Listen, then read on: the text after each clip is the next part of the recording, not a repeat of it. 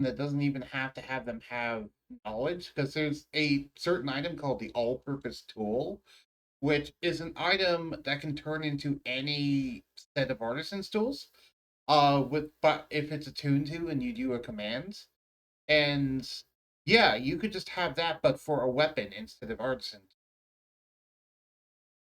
and it wouldn't be But, that bad. And the uncommon variety would be +1, then there'd be rare, which is +2, and then the very rare, which is 3. So it'd basically be an, but though I'd make it rare, very rare, and legendary instead of, because it's basically a direct upgrade to the +1 weapon. Like now it's a +1 weapon that can turn into other +1 weapons. yeah. So the other thing I was thinking is not only would it be like a weapon, but for example, if we're walking around town and we don't want to have our weapons out, maybe we could change it into like a ring or something else to hold on to so it's not so suspicious just walking around It's with a giant incognito. weapon. For All right. example, Darth's giant weapon that he has can be changed into a little ring he can just put on his finger. I would say, personally speaking, I want to still consider conservation of mass. Yeah, So there is I'm that too. actually to be honest, I've been thinking about downsizing because I realized just how comically large this fucking thing is. Yeah, it's comically large, but it's also powerful. And you want an ultra great sword because you want the damage. Talked about that. Yeah, that is true. You would it needs to be comically large if you want that amount of damage on it. If you want downsize, you can, but less damage. Yeah. So then, are you thinking like if it turns into like a ranged weapon, like a longbow, would it produce its own ammunition, or would you have to carry ammunition? I was thinking because the way it is, you'd probably have to carry your own ammunition. Uh-huh. But Um, the thought of having multiple weapons in one is what If it made it. gets if it gets like up to like +2, maybe the enchantment's strong enough it can create its own ammunition. I don't know. What would Buck Boy say about that? well, if you there is a certain item for artificer repeating shot, and if you Mhm. base it part, if an artificer made this and you partially based off that, then I could justify making it based off of that. But that would also, I think, make the rarity higher. We'll see.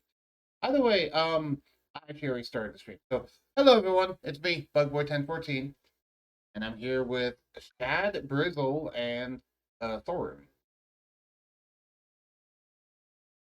Say hi, everyone. Hello. Bro.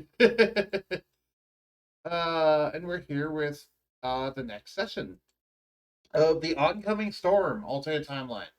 So, where we last left off, everyone dealt with a bunch of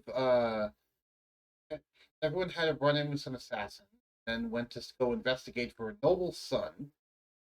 And they went out to the forest and they found a burial mound. Thorun went to go investigate, but when that happened, he got jumped by a bunch of invisible enemies. He could not see. So he nearly got ripped apart. The party managed to actually fry off a bunch of them. Brizzle petrified, not Brizzle, Shortcake petrified a bunch of them. And overall managed to make the last of them just either die or be dead. That's nice. Nice. Then they found a ring in the burial mound, and turns out the ring has the sun's soul in it. So that's convenient. And now they're currently camping out. Uh, as we wake up here, all of you begin to wake up from your long rest, and you notice that there's some people missing. In particular, Ragnachild and Bogaron are both gone. Don't know where they are. Ah, the forest. Are there any tracks? As far as you can tell, no, they're just inexplicably missing. Also, let me turn on the appropriate music. That's not. Did either of us have any particular dreams? Um, make roll me a raw d20. Oh, wrong one.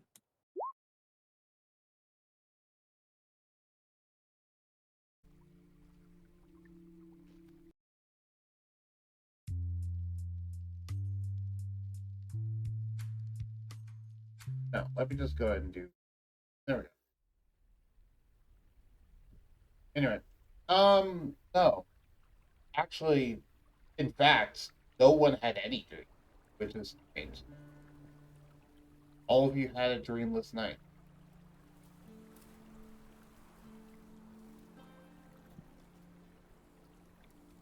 All right. And as this occurs, Chad, you were hunting in the forest for animals. Yes. Yes. Would you like to introduce your character to everyone? Because you're new. Well, no, I mean like introduce it to the stream. So, I am a barbarian fighter multi-class with 3 levels in barbarian and 3 levels into fighter, which means I have the ancestral guardian subclass, and I'm trying to remember my subclass for fighter. Samurai. Wasn't it samurai? Yeah. So I am subclassed into a samurai. Indeed. What race are you? And I what's your looks? am a red dragonborn, but I was cursed to have black scales, so instead of having the normal chromatic red, I have more of a dark black, almost like midnight. And to clarify, by the way, he looks like a red. He looks like he still has the body shape of a red dragonborn, but it's just colored black instead of colored red. He has the features. Yeah, he has the features. So it's not like he has the features of black dragonborn. He has the features of red dragonborn. It's just he's actually colored black. So if someone is familiar with how dragonborns look, they might actually be able to discern that he wasn't originally black. So is it subtle enough that like non-dragonborn might not notice it, but Yeah, if you're someone who isn't familiar with Dragonborn, you wouldn't be able to. You need to be someone who's interacted with a lot of Dragonborn to be able to actually tell the difference. Okay. Yeah. Or dragonborn themselves. Yeah, or a full dragon. A full dragon yeah. could do it easy. So.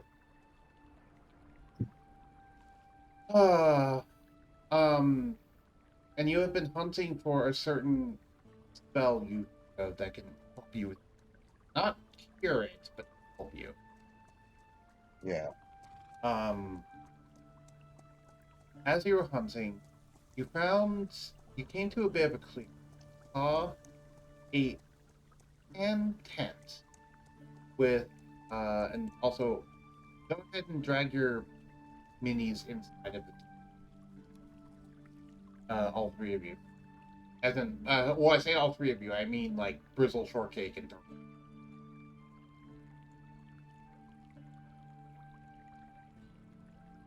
Yeah. You see Real a quick, tent. how do I pull up my character sheet? We'll get into that. So you see a tent with a burned out campfire and the statues of 3 gaunt figures that do not look normal in any regard. You have never seen. Word scissor hands. Hands. What was that? I said like Edward scissored hands type of. Well, Yeah, they have knife hands.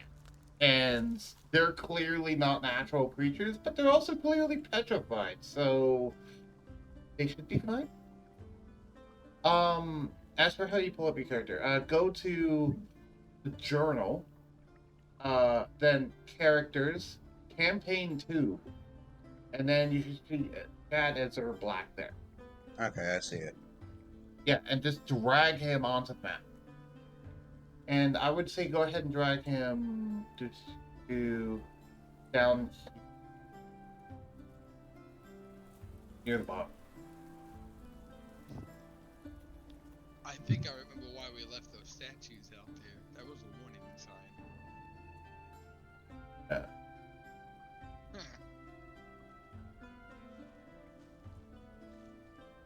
Oh, you dragged 2 out there.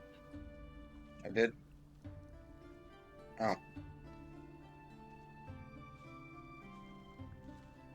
He has an evil twin. Oh no! Okay. Yeah. Yes, the shadow clone jutsu. Oh no.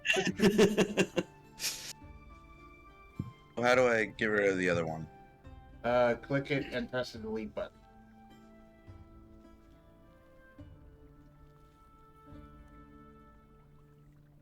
Um, I can also do it. Click delete. backspace. That works too, I guess.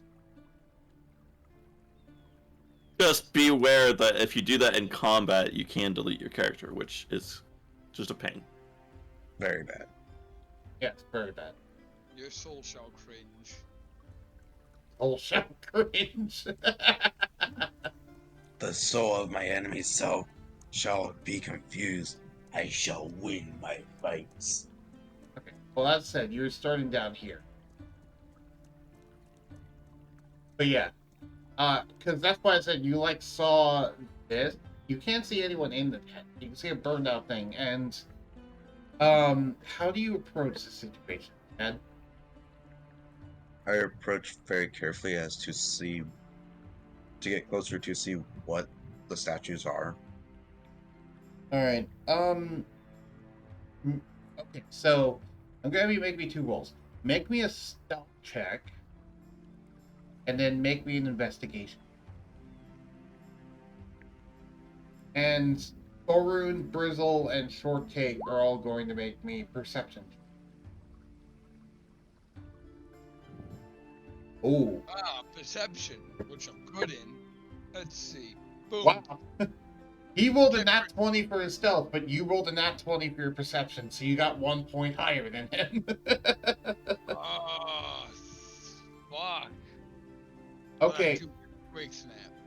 so he's being as stealthy as he possibly can be, but Thorun, you're on the ball, and you notice that you hear movement outside as he begins to get closer to investigate this. By the way, Chad, you can click on your thing and then drag it on the map if you want. So, Thorun, just go ahead. This way. You're gonna have to speak louder. I can barely hear you. Oh yeah, that's right. So Thorun is gonna slowly crawl up to the entrance of the tent and just kind of poke his head out, just to kind of investigate, because since he's hearing these noises, just to kind of like look out there. Okay. Groggily. You aren't able to get that close, Chad. Yeah, we'll say you're kind of hiding. And Chad, you now see a big, not big, but a dwarven man poke his head out of the tent with a big black beard, and he looks disgruntled as if he just woke up. I mean, How do you my react? response is, crap. I've invaded a camp. Right. Do you say that out loud? No, I think that to myself. Oh, okay. What do you do? I'll give you Instead 2. of trying to be as stealthy as I was, I speak in a louder voice. Hey, sorry, I didn't realize this was your camp. If you'd like, I can leave. Are you speaking in common? Yes. Okay. Thorun, how do you react to this? Thorun is going to go ahead and step outside with a lit torch as he as he's coming out, he's just lighting the thing on his way out. He's like, why don't you come closer and have a talk first? All right. I move closer to him. And then you two just hug it out. Wait. Basically, it's a Thorun as he's holding the torch. It's like, so how'd you come across here? He is about a 3.5 foot tall dwarf with mostly black features, but also covered in, isn't it plate armor, if I remember correctly? I believe it is, yeah. Yeah, covered in plate armor with a sword much larger than he is strapped to his back that looks like it's a crazy to try and wield that, but it looks like it'd be effective. And he's asking that question of what brings you here. I forgot exactly what. That's exactly what it boils down to. What brings you here? I was hunting for animals. as a way to feed myself. And I was hunting for a spell of mine. Well, I can offer the food, and Thorin's gonna just kind of dig around in his bag and just offer some rations real quick. At this point, Brizzle, you and Shortcake have heard the commotion, and so has Charles. So I'd think that Charles would come out to go investigate. What would Brizzle do in this? I guess, like, he can hear what's going on, but I think he'll be getting the materials together to make the the body for the child. Question: who has the ring on them? I think it was the monk, Presley. Ah, Yeah, Charles. Yes. would have made more sense for Charles to have it. Fair enough. I was just making sure because you all noticed, by the way, that. Well, actually, I already mentioned that. You noticed that Boba on the right dog. I was like, wait, did they have it? Because then it'd be gone. Thankfully they do not. Okay.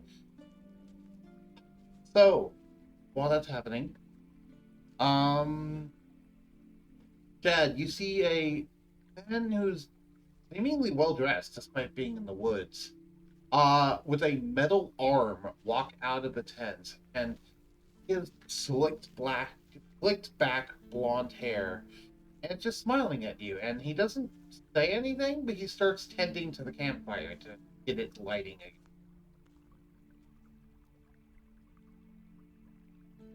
He looks Okay, if I walk over and light it, What do you use to light it? just some flint. Okay. Do you use some flint to help light the campfire?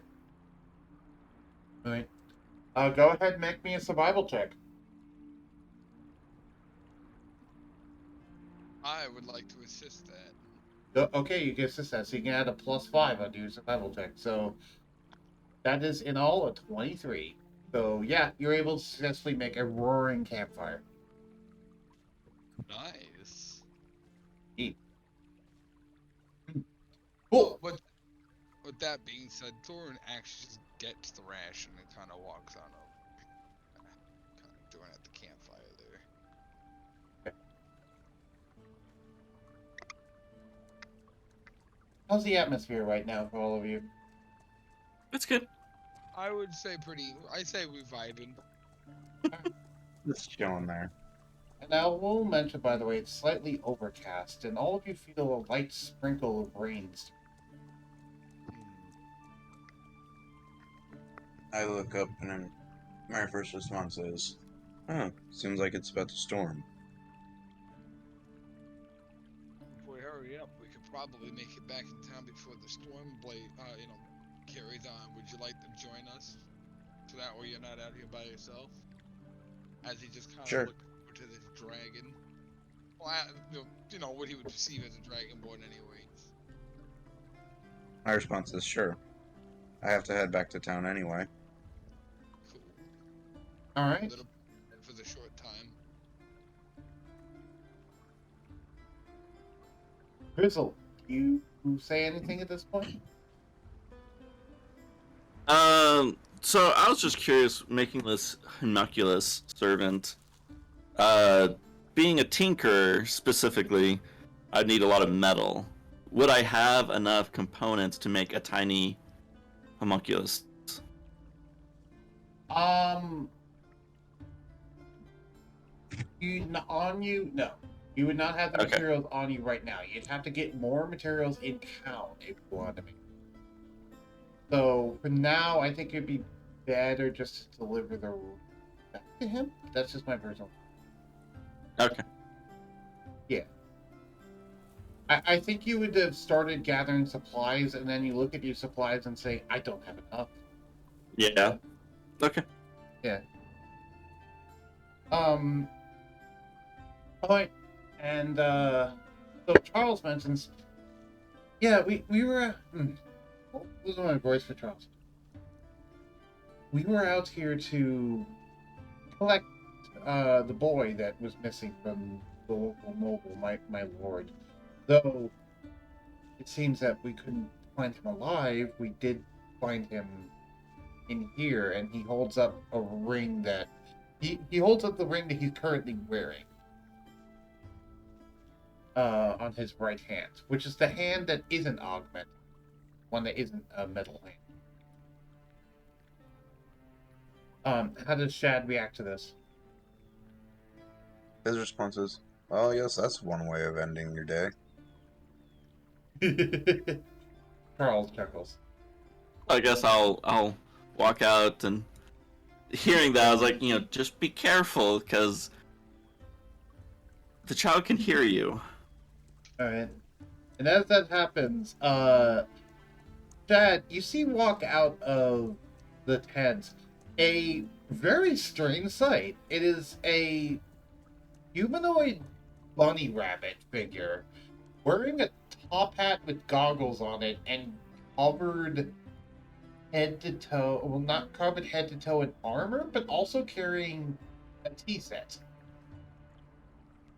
And followed shortly behind him is a small, squat creature wearing a hat covering its eyes that just, for all intents and purposes, looks like a basilisk, which you know are creatures that are very hard to tame.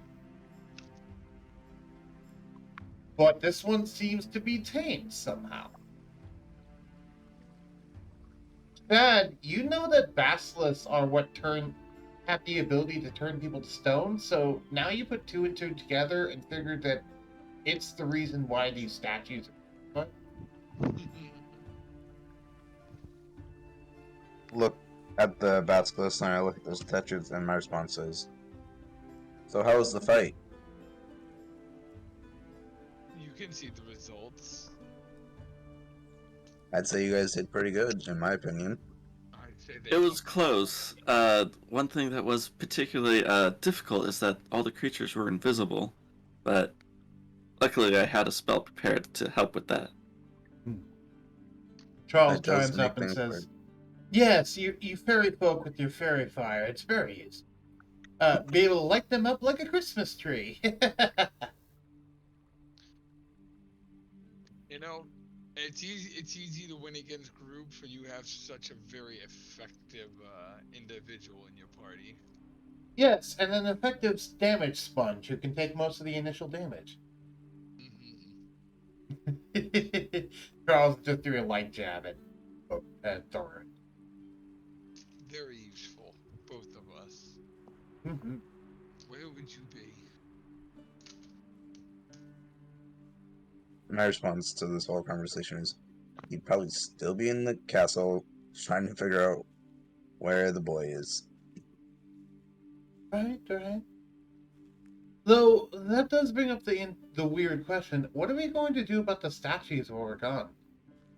Oh, that's simple. And Thor's just gonna grab his. Actually, you know what? Just like a little side dagger on there, and just poke each of the statues, and then just kind of sheath it back and let them crumble. No, wait. Let's keep one intact, and let's just make a little. Oh, what are they called?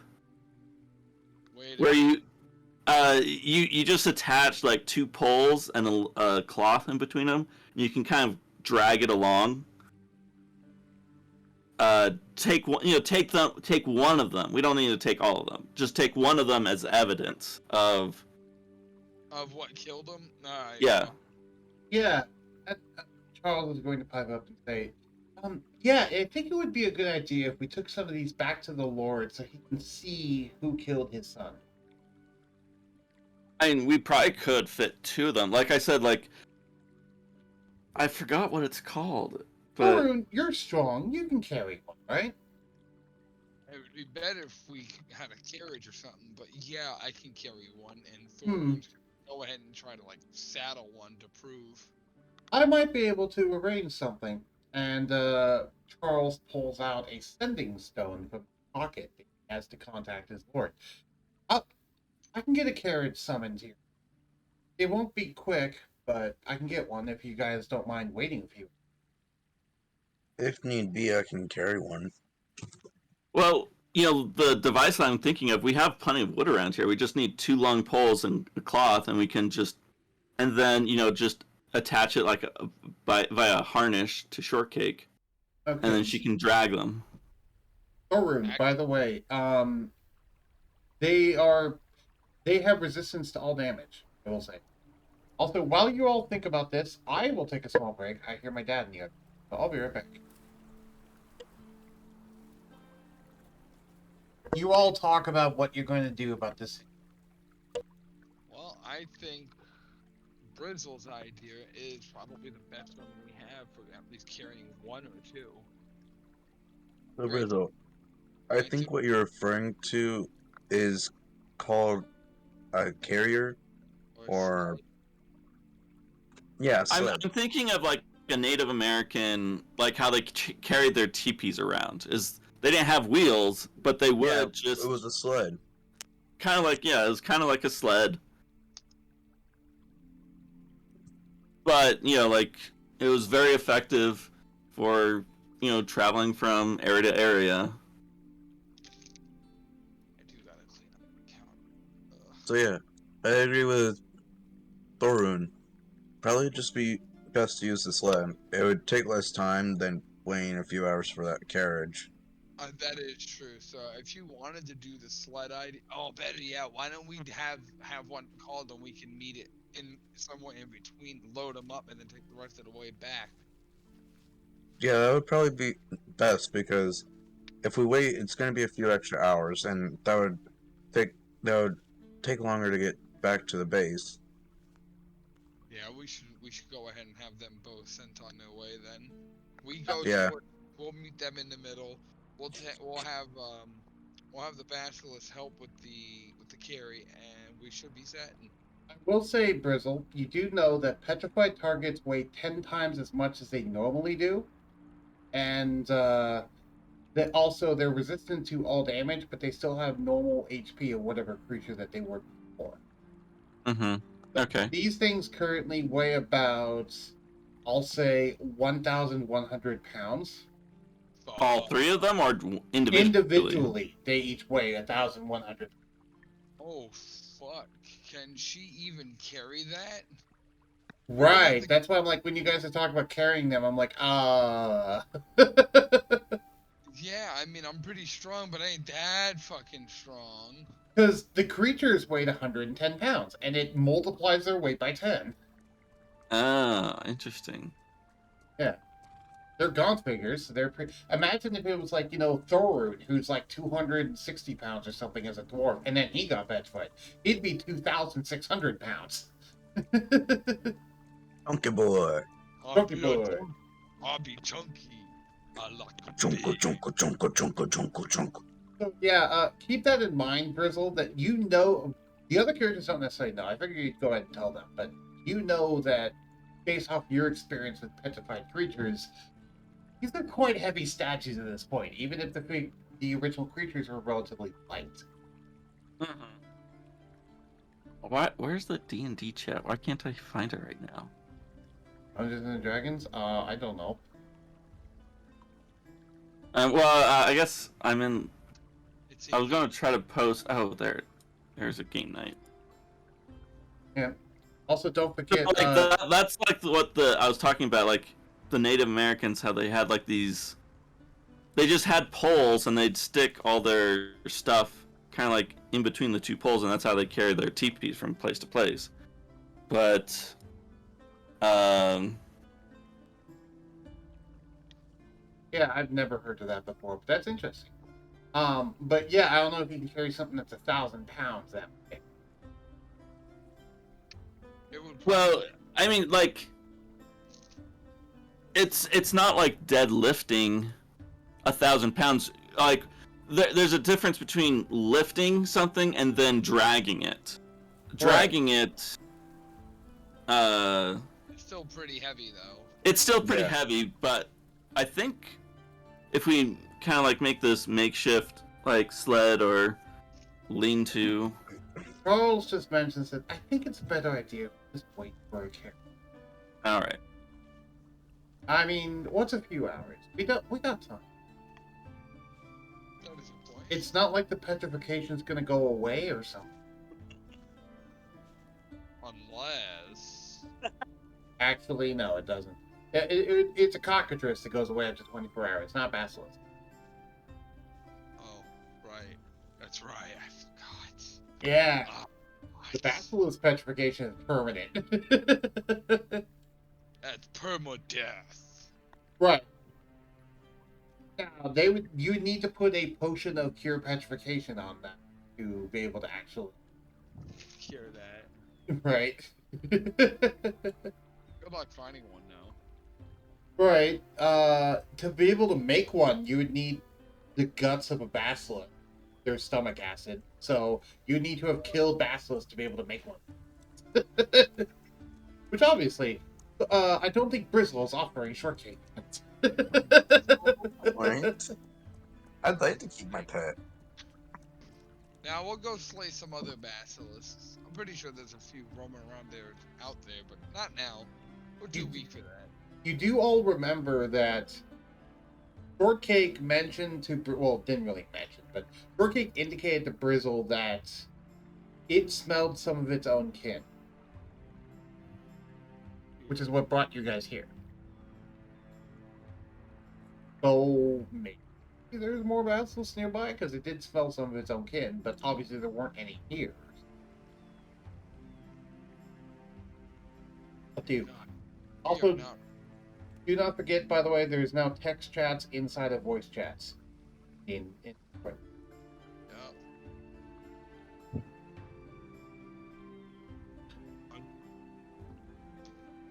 So, let's see, 30 times your strength is what you can drag or push. Basically, what you can carry is 15 times your strength. What you can drag or push is 30 times your strength. And if you have the powerful build feature, you also multiply that by 2, which is relevant for Thorward because he has a powerful build feature. Thanks to having monstrous weaponry training. Okay. So for Thorun specifically, it's 60 times his strength is the amount that he can drag. I can easily drag one, but the only question is will I fatigue quick? And the answer, yes. Actually I don't think so. Because what's your strength currently? It's 16? Let me have a look. It is 16, so I get a +3. Okay, so 16 times 60. That means It'd be close to 900, wouldn't that be? it's 960. So no, actually, by yourself, you cannot drag one. I could probably do it with Shortcake. Have both of us drag it. Right. Yeah. Now, if you want to drag it, you'd basically be over encumbered the entire time, and yeah, you would start to fatigue. But even if it was 2 people dragging it? If it was 2 people dragging it, you would effectively add together your drag weight limit. Mm-hmm. So in your case, Shortcake, she can add like another like 460. What's her strength? 16. Okay, so 16 times 30. Yeah, she can add not plus. She can add another 480. So that means in total it would That's enough. plus 480. It'd be 1440, but we also have to consider how much equipment do you have on you. Okay, yeah. So you and Shortcake working together could get it, drag one, but you have to drag one all the way back to town. So what we'll do is we'll just call a cart and meet it halfway. Fair enough. Well, unless we wanted to, I mean, with the carriage, would we be able to take more than one, or do we just need one? Charles mentions that with the carriage, not only would it be able to carry one, it would also be able to just carry all of us back. So we wouldn't have to walk back. We'll just wait it. Yeah. And also, I was thinking, what if we take 2? One to show and one to study? Actually, we could probably do that.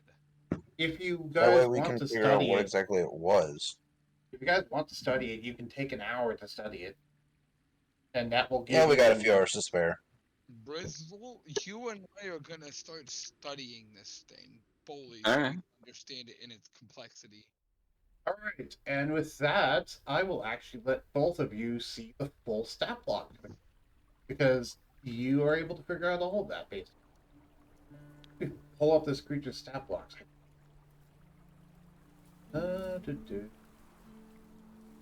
Where is it? What is this thing called?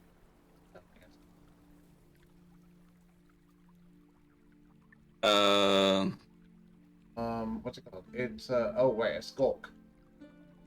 Yeah. I don't have its thing. I had it last time. I had to leave.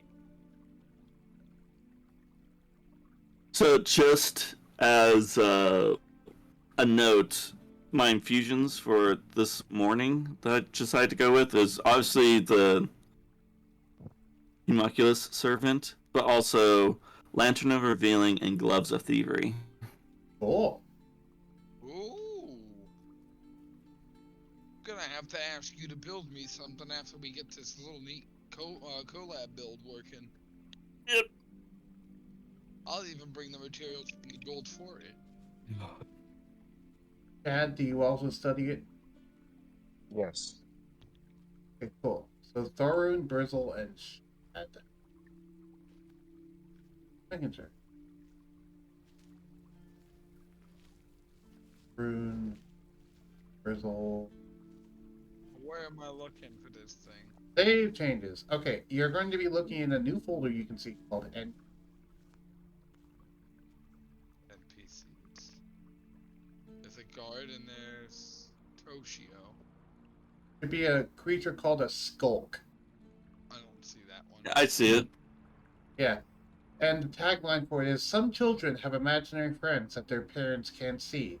Sometimes those invisible friends are imaginary.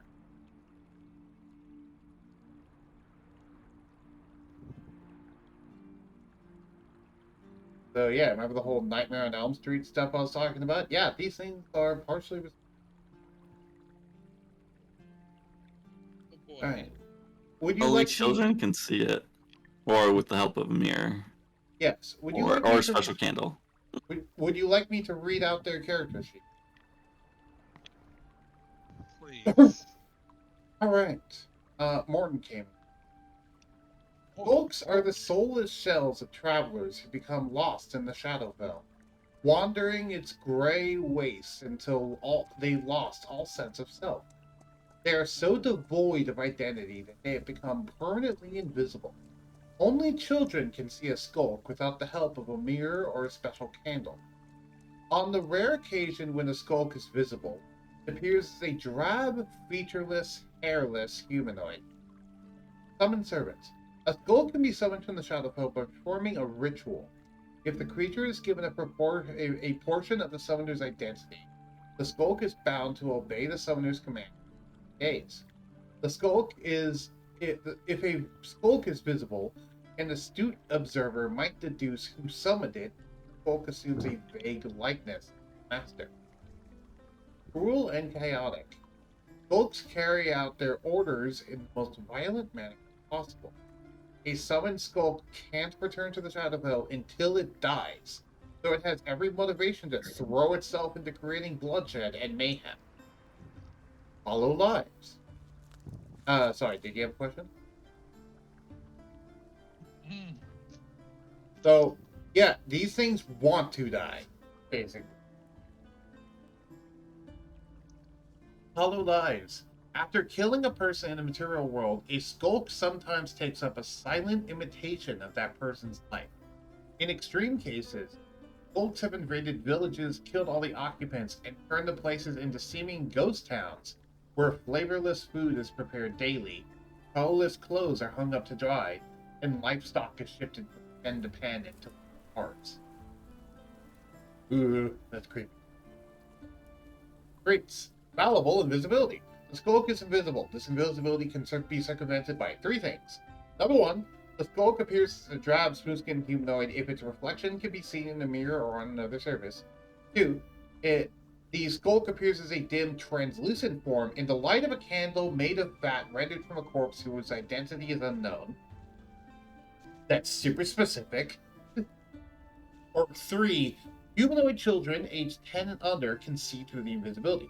So the nobleman's son could see through the invisibility. That's notable to know. Which is why he's specifically 10 years old, by the way. And then they have a claw attack. So, would you all like to examine it further to see if you can identify who may have summoned it? Yeah. Yes, Yeah. I would. Okay, so you're going to spend another hour in identifying that? Well, I mean, there's nothing else to do while we wait for the caravan. Yeah. I can't hear you, Thor. I said there's nothing else we can do while we wait for the caravan, so yes. You could try to, I don't know, go hunt.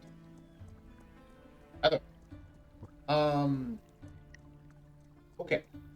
So I would like everyone, we'll just say all 5 of you, make investigation check.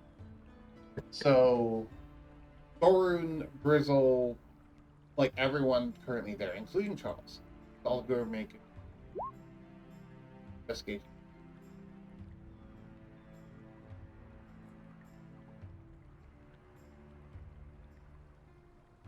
Ooh, bros are nice.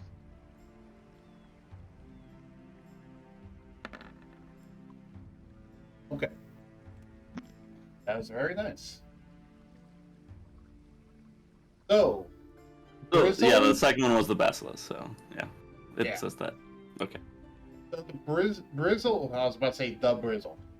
Brizzle is the only one who catches it. You notice that all of the figures seem to have specifically black hair. And they seem to have black hair and large noses. And that's the only distinct feature on them. Oh, we know it's not Charles. Okay. I was like, excuse me, sir, did you really suspect me? I hoped you beat these things up. What are you talking about? Now it's full deniability, not even plausible anymore. Yeah. A likely story. Well, Yeah, does Thorin have a big nose? and I'm a dwarf. The other one in the Dwarves always party. have big nose. The other one at the party who had a big nose was Ragnar Child. She's not here right now. Okay. Wait, that's a wee bit suspicious. Yeah. Sus. Okay. Well, remember, they don't just need a big But nose. They also she need had black red hair. hair, didn't she, though? Yeah, I was about to say, they don't just need a big nose. They also need black hair. Yeah. Well, with that having been said, I guess I'm gonna go out and start hunting. Now, could there be, like, is it specific, I mean, could it be deduced down to humanoid? Or, I mean, like, human Nope. species? Okay. Well, Oh. All you know is they have a big nose and black hair.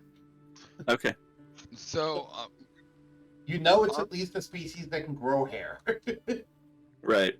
So I'm gonna look towards the dragonborn and be like, since you were looking for food, let's go. I'm hunting. Yeah, can Dragonborn grow hair? That's hair. Dad's model has hair on it. That's it. Okay. So you two I go go out to you. hunting in the forest. I'll delete your models. And I guess that leaves Grizzle, Charles, and Shortcake just. Yep. Alright. I Roll. figured we might as well. The book must I'm have gonna roll a d4. 1d4. The carriage is gonna show up in 4 hours. So we've already used 2 of them. Yeah, well, me and the dragonborn are gonna use one to go and find at least something, if there's even anything nearby. And probably share hunting tips. So We're going to do this in two ways. So we're going to do the 2 hours that Charles and Brizzle have together, and then we'll do the 2 hours that Thorun and Chad have together. Because it sounds like you two just split the party. Oh no. Does that sound good? Yeah. Oh, we split the party. Oh god. Okay. So which one do you want to do first? Do you want to do Brizzle first, or do you want to do the hunting party? Well, actually, why not the hunting party first? Because then we can find out what the Dragonborn's like. We determine if he's a good enough, good person to stick around with the party. Alrighty then. Roleplay moment. Yeah. Roleplay moment. Let me check the map to see. Not every adventure is about killing everything. There are moments that you do have to roleplay. I know.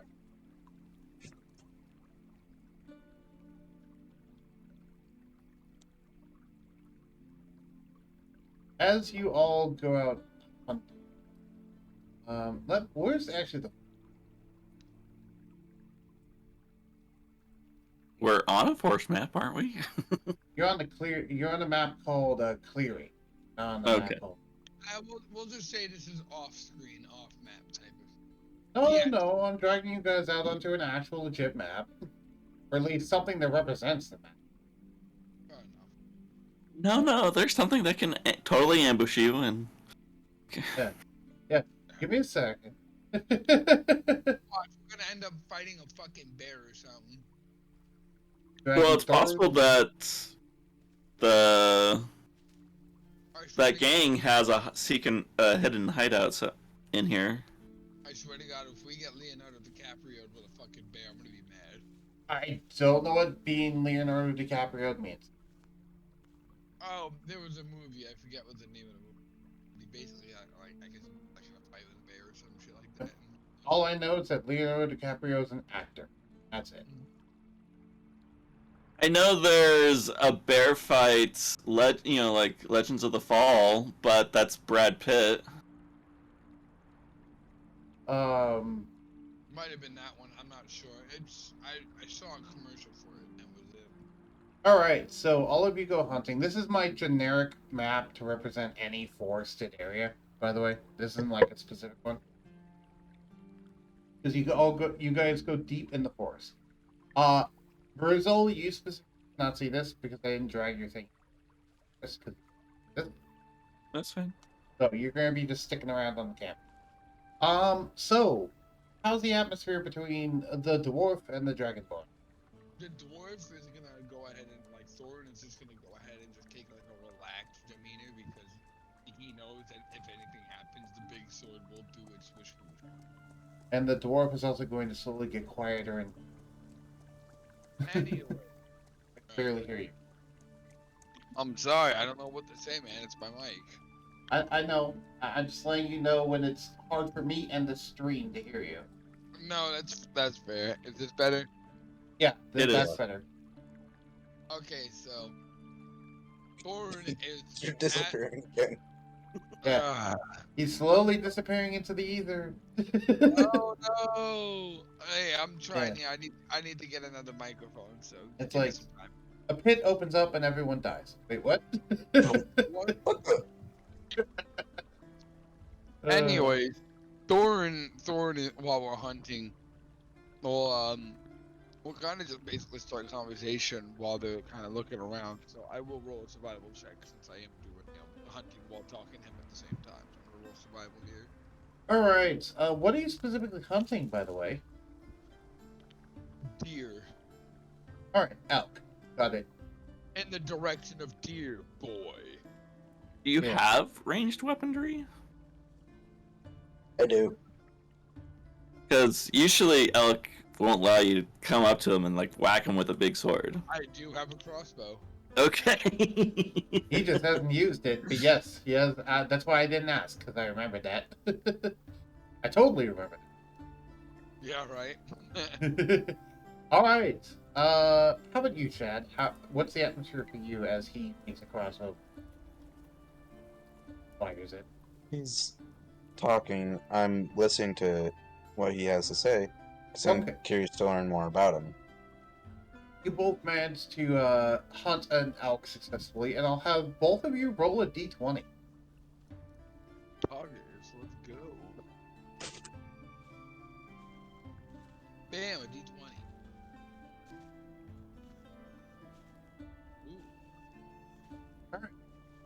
Ooh. You notice this is a particularly big elk this time around, so it has a lot of meat on it, and it has good quality hide. Oh. Can we skin it?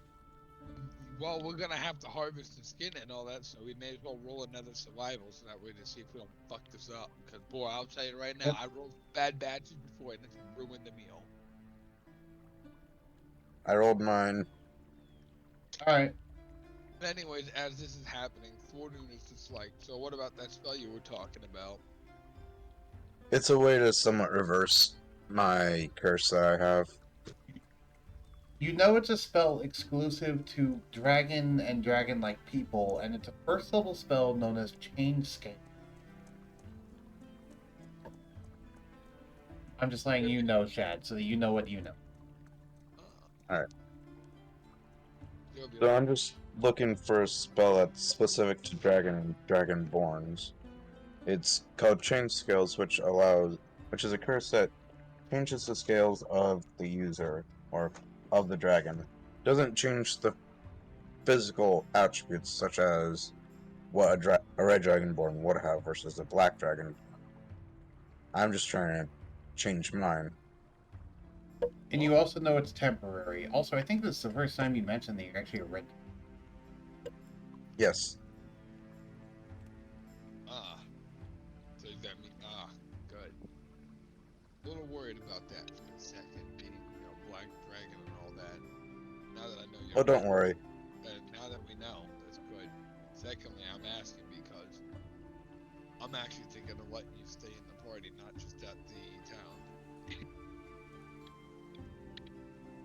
Well, I wouldn't mind. I've been kind of bored lately. Just been wandering is not always the most fun thing in the world. I will say, Thorun, this is your first time, you as a dwarf, first time you're meeting a dragonborn or half-dragon. I would imagine I've heard stories in the mountains. You've heard stories of dragons, yes, and you've also heard some stories of dragonborn, but you've never personally met either a dragon or a dragonborn. No. After what happened to his town, he's not surprised by much anymore. But, anyways. Alright. You seem to be a pretty well-rounded and well-knowledged individual, so. With that being said. And I'll have both of you roll me another d20. Yep. Bet you something's creeping up. Oh, fuck me, I rolled bad. So did I. You both hear branches breaking by you. Ah, darn it. Thorn is gonna just stop what he's saying and immediately reach for the, just for the handle of his sword. More of a prepared state. And I would like both of you to make a perception check.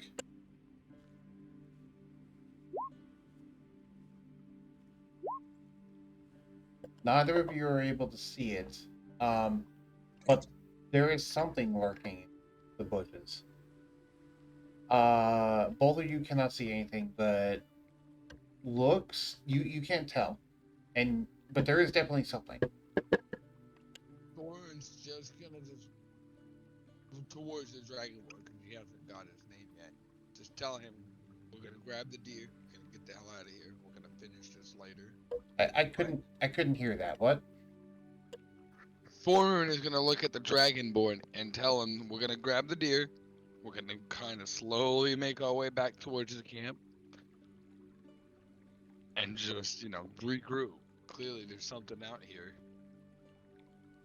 All right. You grab the deer. Yes. Okay. I'll have your all roll for initiative. Fuck. We're gonna drag you before you roll for initiative. Not intimidate. But we're I'm gonna on drag you. it. Sorry, guys. Sorry. I was just laughing at that. I hit the wrong one. Yeah, we're gonna drag your tokens out there before we do this because I want you to click on your actual token before you roll. That way it goes up and...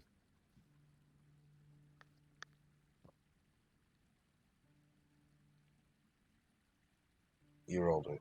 You tossed it out. Yeah, click on your token and then click initiative.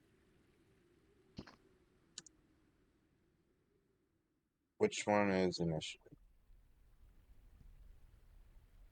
On your stat block, it's in between your armor class and your speed. Oh, I see it.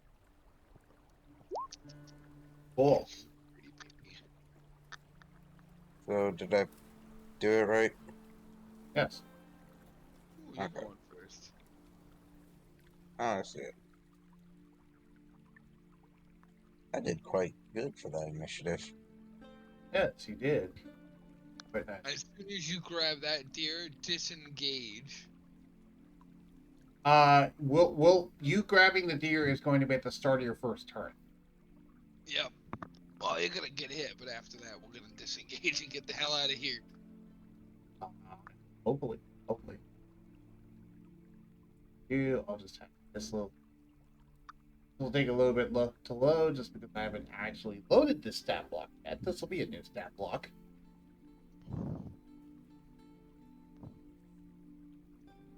But I have been meaning to do something like that for a while now.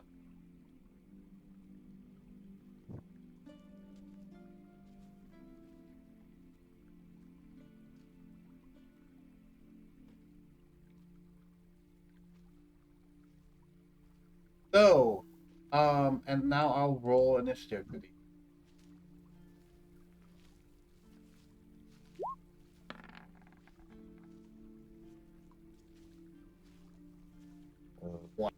Thorin, did you click on your token before you rolled initiative and show Yes, up? I did. I said I rolled an 8. Okay, it didn't show up in the turn order though. That's weird because I did click on my token.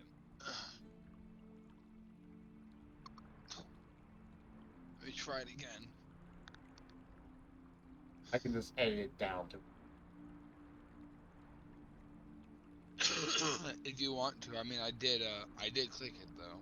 I can't put it in the turn order manually, I don't think. You can. I don't know how. I know that in my other DM group, the DM would always... There was always one person that failed one way or another. And so he was able to put it in the turn order. Okay, but I don't know how. that doesn't help me if I don't know how. Yeah, I'm just saying it's possible. I get you, but you need to figure out how. So, yeah, click on your token while it's selected, then click initiative on your character sheet. See, when you do it properly, this happens where it actually shows up in turn order.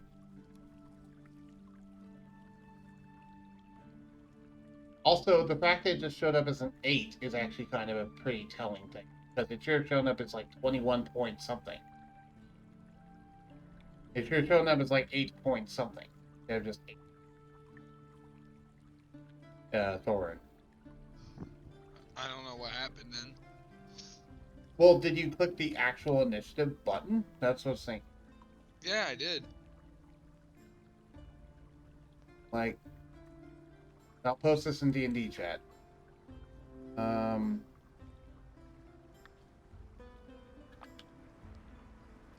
like this.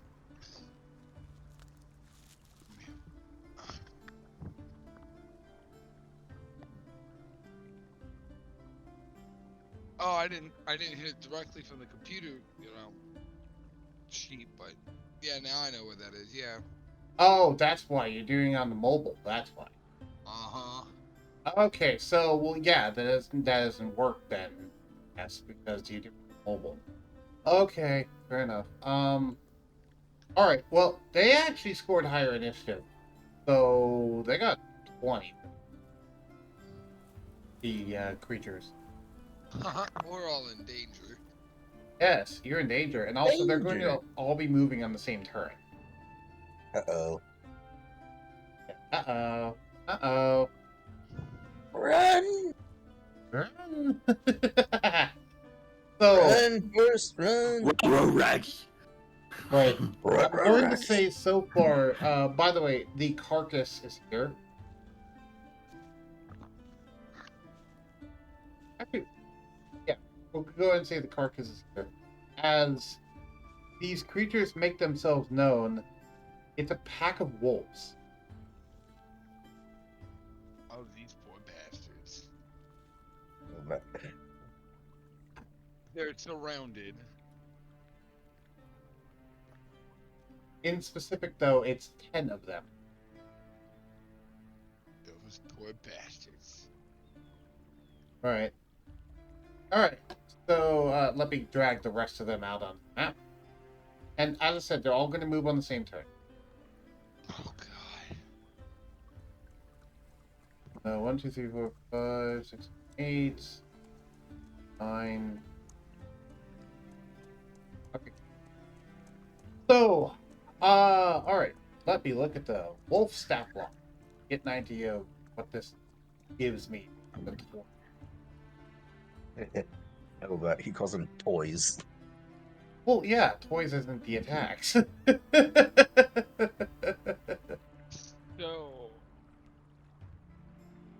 I didn't devise the plan, but I think Smokey the Bear is gonna fucking hate me. It's probably gonna hate me too. Because my thought is you lure them in front of us, and I just release a breath attack at them. Oh, I have something that'll make it even worse. Well, Uh-oh. you do your thing too. Yeah. Thorun casts a spell, Forest Fire. No, I pull out of my bag 1 bottle of Alchemist Fire. Oh, yeah, that's up. But we'll talk about that. We'll see if you even survive the first round of wolves coming at you. Or rather, they're not coming at. Well, actually, would they be? What's their movement speed? 40 Their feet. movement speed is fucking dead. So, yeah, they're all going to be. Well, they're all going to move towards you. Okay, so they're trying to get towards the carcass. Oh no, the fuck they don't. I'm not losing that. So one of them walks over and does an attack roll on Thorun. They're all focused on Thorun right now because he's the one that grabbed the actual carcass. So it runs up and attacks. And it gets 16 to hit you. That just makes it. Okay. So now I'm gonna roll damage. You take 8 piercing damage and you must succeed on a DC 11 strength saving throw. DC 11 strength saving throw.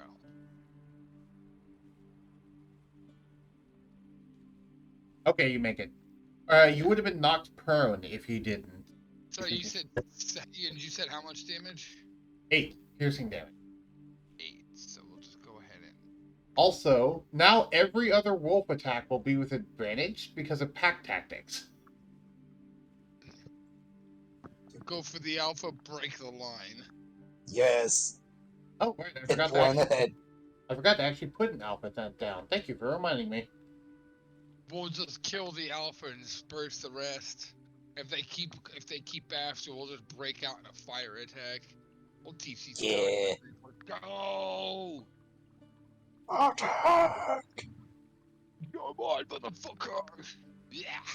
Let me put out the alpha. I actually forgot to do that. Thank you. Bring out that weak bitch. There it is. That thing's huge. It's a dire Yeah. wolf. Yeah, and that's more Of meat. course.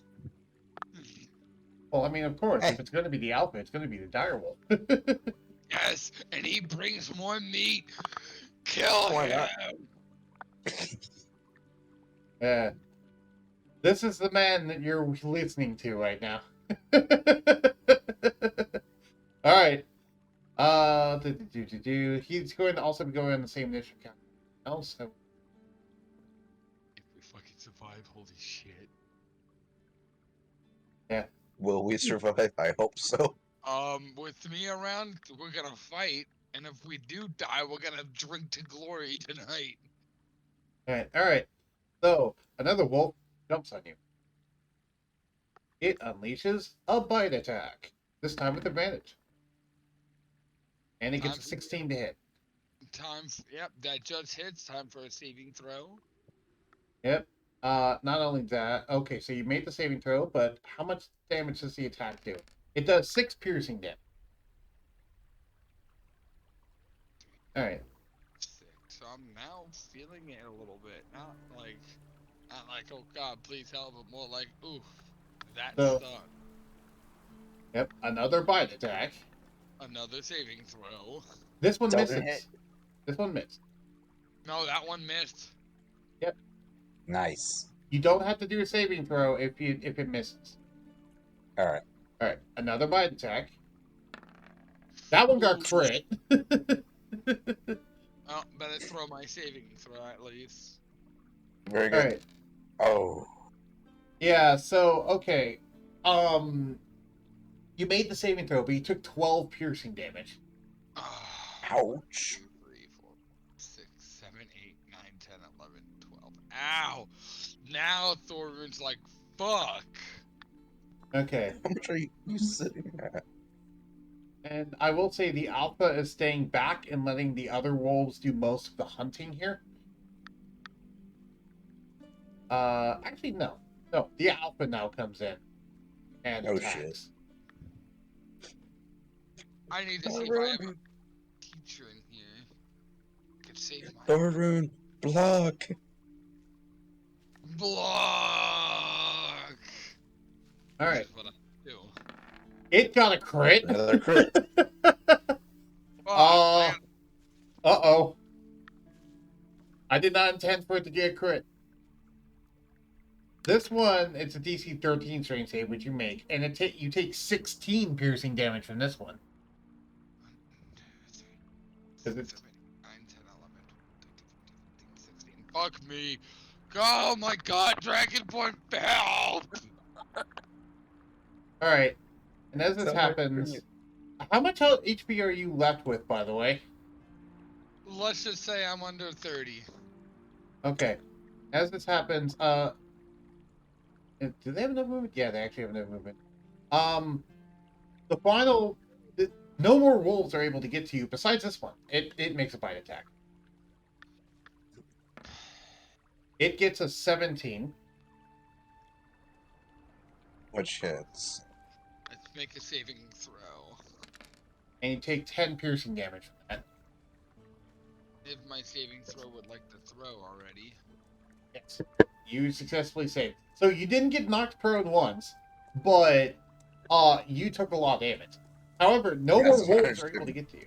So You know what? Whose turn? all I right. think it's my turn. Now the wolf is attacking you. Flag. It gets a 7. It misses. All right, another wolf comes towards you.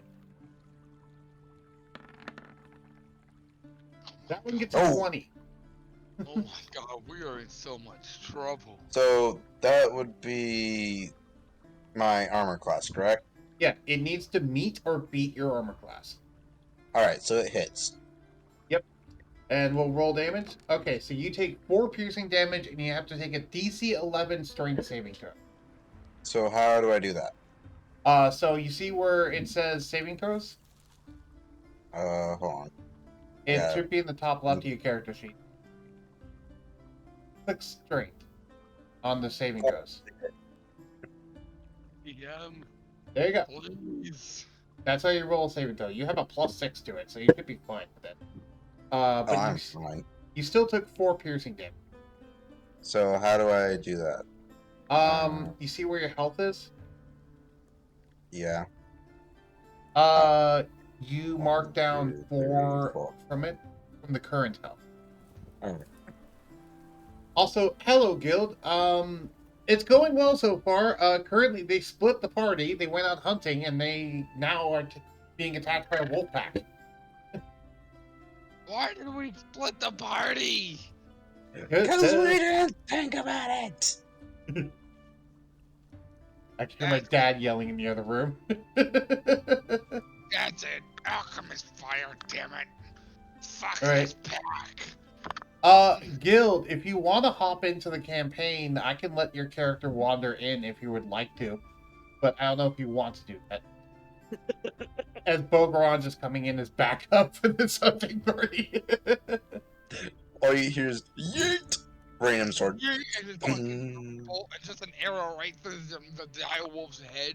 Well, probably shouldn't have too much problem with the wolf pack, but they are outnumbered like 4-1 almost, and the wolves had initiative, so Yeah. Thorn has taken a lot of damage in that first round. I'm under 20. All right, that's It 22. misses. Oh, wait, it hits. Because they dang it. have pack tactics, meaning that the wolf has advantage on attack rolls against a creature if at least one wolf ally is within 5 feet of the creature and the ally is incapacitated. All right. I'm tired of these Yep. motherfucking wolves in my motherfucking forest. Also, Alright. you should notice, by the way, that Nightbot does automatically post my information now, Nice. periodically. Okay. So, rolling damage. So you take 9 piercing damage, you need to make another strength save, which you succeed. So mark down 9 more damage. And does this thing have enough movement speed? Don't know if it does. No, it does not. So it only is able to move here. Yes. Thank you. Alright, and that is the end of the wolf pack's turns. You're all surprisingly unscathed. How much damage did you take in all, Thorin? Let's just say I went from 68 to 16. Let's just say I want to mark down the exact number. I could not exactly tell you. Oh, So, I was hoping you would be marking it down as you've been taking the. That way I don't have to do it. Math is not my forte. We'll just say that you're on 25 HP all there, but from now on I'd like you to keep track of your own HP, if that's okay. Fine. Okay. So it's now Shad's turn. How do you react to this? can I go for the alpha first? Like, just fucking fire breath it. I'll take that. yes. What? Actually, I'm not sure that would be a You're good a idea. barbarian. One of the things really important to barbarians is raging. Yeah, it's just rage. Yeah. Well, I have the what class was it? I'm telling you right now, rage. Do it. I think you need to be raging to use some of your ancestral stuff anyways. Yeah. As a barbarian, you need to be raging 9 times out of 10. Here's the thing though, raging does not affect Dragon Breath. No, that's true. But And Dragon Breath would be his entire action anyway. Yeah. Well, it's up to you, my dude, but raging should be your first move. Don't tell other players what to do, please. I would actually rather not because I have Ancestral Guardian. Yes, it would make it easier for you, but at the same time, it would attract the damage to me, yes. But I don't know if the alpha would go for me or if it would go for you. Right, and also, you have a bunch of targets that you can just scorch right now. Exactly, I'd rather go for breath weapon. Yep, so just a cone. Is your thing a cone or is it a line? It's 3-foot line. Okay, so it's a line, not a cone. So, draw me a 30-foot line from your character through the wolves as to where you specifically want to hit. How would I draw a line? Alright, in the top left, you should see something that looks like a paintbrush. Oh. And there's a thing called polygon/line. You can click on your own model and then click somewhere else, and it'll make a line between here and here, for example. As you can see. Oh, are you on? Okay. Oh, I had my. So I have this. I'm just. So for those of you with the one extension, I know what would probably be best. Um, I'm. So I have it on. Okay. two. Yeah, that's what I'm trying to do. Not exactly that point, but I'm trying to figure out how to do the thing. What thing? How to draw the line. I will say, by the way, it's 5 foot wide. So If you just aim it right down the middle, right at me, Yeah, you could. if he that's if he aims it right down the middle, it would only hit the wolf in front of you, Torrin.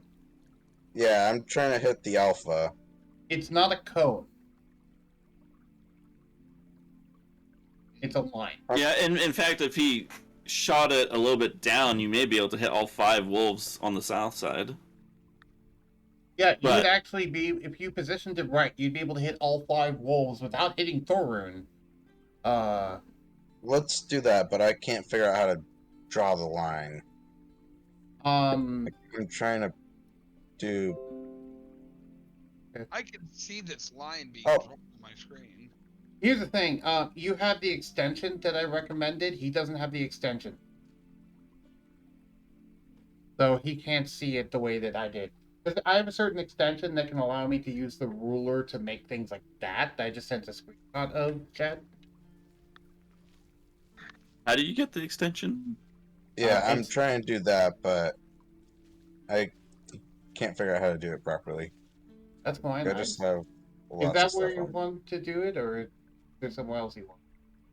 Yeah, because I can hit all of those, and hopefully Thorun is able to tank a little bit more damage and not die in the process.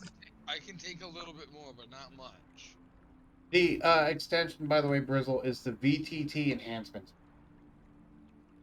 So Oh, where do you have would to I like get? buy it?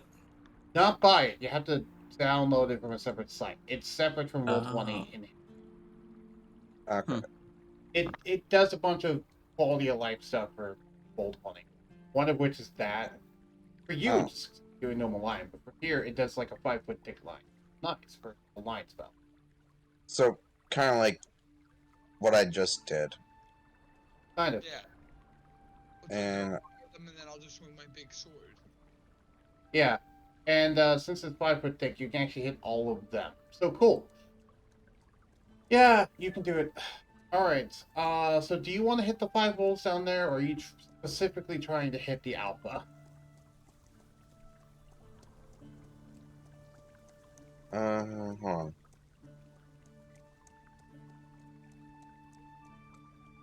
Let's hit the 5 wolves.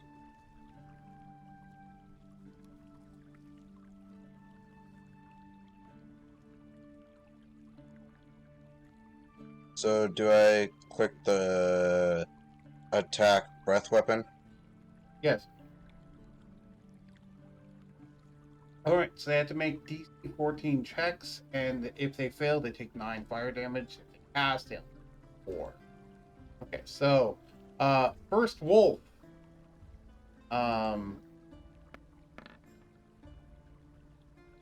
Passes. Second wolf. Passes.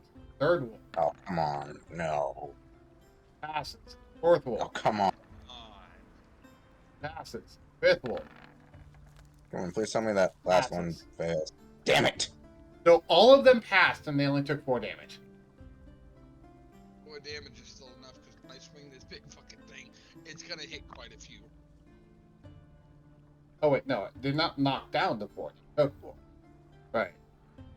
So they're each at 7 HP. He looks. I know the health pool. Perfect. I'm a fighter. Calm down. Sure. I probably should have backed up before anything, right? Well, if you backed up, you could have gotten attacked. Yeah, it would have caused people to be able to take opportunity attacks on you if you move out of their range. Okay, fair enough. Yeah, so you used your action. You still have a bonus action and a reaction and your interaction. Any movement. What would you like to do?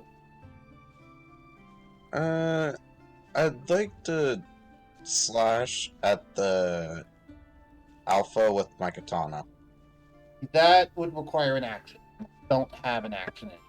You just committed that with the fire attack, so basically you can Okay. either pull something out of your bag, say something, or interact with something, or even move, or completely do nothing altogether. You could use second wind to recover some HP. Yeah, I'll do second wind, and that's my only. Actually, looking at it now, because I still have quite a bit of HP right now. Actually, wait, I just realized something. Do you have the I extra have attack action in? surge. Oh, right, you have action surge. If you want to use Oh, action great. surge, go ahead. Do it. Action surge is beautiful. If you want to use action surge, then yes, you can actually make the katana attack on. Or you can do the breath weapon again. Because you can do it a number of times equal to your for a long rest. So you could do the breath weapon again.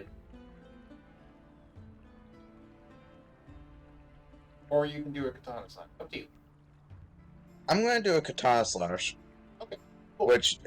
which also includes fire damage and piercing damage, and slashing damage. How does that include piercing? Wait, no, it's just the fire and slashing. That's right. Yeah, fire and slashing. Oh, Ooh. Okay, who were you attacking? You didn't tell me who you're attacking. sorry. Alpha is who I was attacking. You don't have the melee range to the alpha right now. Aw. So I wasn't able to move to hit the alpha. If you could try to move, but people will get opportunity attacks on you. You're gonna get hit if you move. So Do just you hit want to? something. Do you want to move and take opportunity attacks to try and get to the alpha? Yeah, I will. Okay. So you can move here. Actually, how many feet of movement do you have? 30. Wouldn't that be a half movement? Uh, Why what do you mean can't he? by- Why can't he just move 5 feet to the right? You can move 5 feet to the right, which is what he did, but also it's difficult terrain because that deer there. But yeah. Oh. He can move there. This this wolf in particular will get an opportunity attack on him. So I'll roll that now. This one right here. Yep. So I can't see which one you're pointing at because I'm looking at a character sheet right now. Which one? Oh. The farthest one from me, which would be the one closest to the big street. Yep, that one right here. So Yeah. That's what I was doing. okay. That one is named Todd. Yes. Ah, shit. It hit you. As long as it doesn't knock you prone, that's the important part. Because if it knocks you prone, you have to make a strength save. Because if it knocks you prone, then you didn't complete your movement. Okay, you're fine. I was So about to say, I would hope I'm good. you took another 6 damage, but now you can get to range with the alpha and you do that katana swing, getting a crit on the alpha. Roll damage. Give me a second. Click DF katana, and that will roll the damage for you. Come on, break In him. in the roll 20 chat. No. In the roll 20 chat, click DF katana. Not on your character sheet. This one right here? Yes. Okay. All right. So you got in total 15. You got 15 slashing damage and 10 fire damage. So in all, you did 25 damage. Oh. So what happens when you slice into the wolf? It's not dead, but what specifically were you trying to do there? I was aiming for its neck. Okay, so you do a very deep gash into its neck, and you hear it howl out, just ooh, as it's very bloodied and it's leaking a lot of blood as it's burned as well. All Wait, right. wouldn't that cauterize the wound? We don't talk. Don't put push it. The DM's being benevolent. Damn it, don't push it. Anyway, so yeah, Thorun, you heard this guy walk up behind you, and then you see a katana stab the direwolf in the neck, or rather slash the direwolf in the neck, and then yeah, and that was after you saw fire breath burn a bunch of them beneath you. Thor's just gonna be like, he's staying in the party. Yeah. Also, I like the fact that you did that without even doing your. Well, actually, no. Are you going to do bonus action second wind now? Yeah, you do get one. Not yet. I still have quite a bit of health versus Thor right now. What are you? I'm only going to use it. What are you doing? I'm with your currently bonus sitting action? at 40 right now. Okay, what are you doing with your bonus action then? So the bonus action would be, what can I do for a bonus action? Only things that say you can use them for a bonus action. So right now that would be Rage, Fighting Spirit, or Second Wind. That's why I mentioned what I mentioned. Because like, well, you don't got much. Remember, you have it written down what all of your actions. Yeah, I'm looking at it. Oh, I already know what I want to do. I'll do Fighting Spirit. Okay, do you know what Fighting Spirit does? It allows me to strike through on my turn. Can give my. Oh wait. You should have done that before your attack. Yeah. So I would suggest just Second Wind, personally, since it is Yeah. after. At this point, I'm just going to do Second Wind. And Second Wind. Well, it's 1d10 plus your fighter level, so it's 1d10 plus 3. So.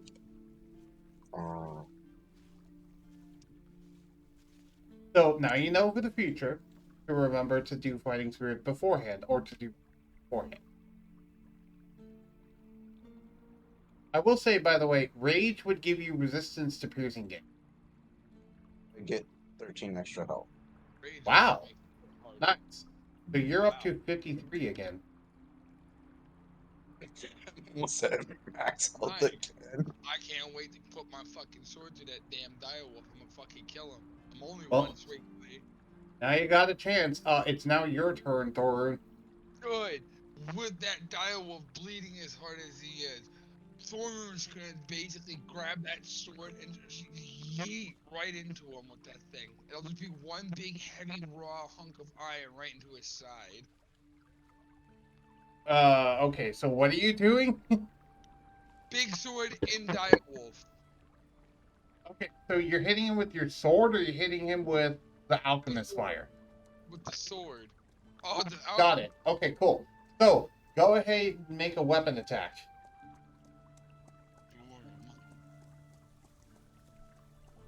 Come on. You know, with how angry Thorin gets, I'm surprised he isn't part barbarian. Come on. Same. Roll! At this. Jesus. You're good, dude. Oh, it only rolled. Actually, it doesn't matter because you don't have advantage. So yeah, no, you get a 13 to hit. That misses the direwolf.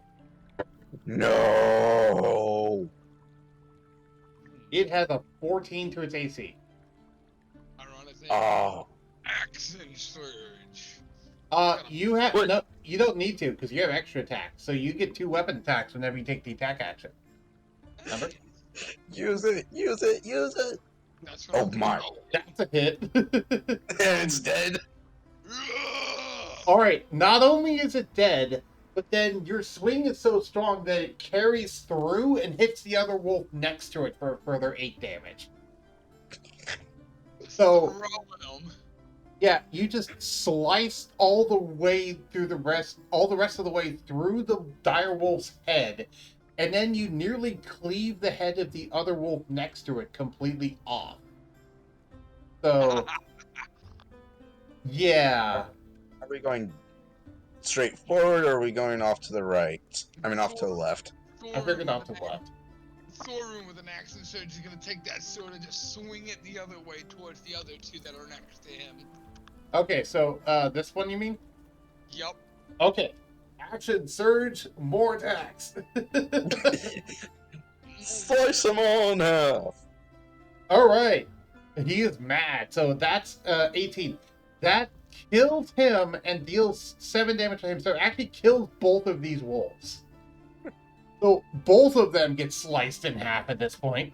One of which was partially damaged by the dragon breath. And you have another attack. He's just gonna clear this battlefield. Glory upon the dwarves. Blood for the blood god. Gold for the skull throw. Blood for the blood god. Whoa. All right, that one gets a 15. That's a hit. It does 21 damage.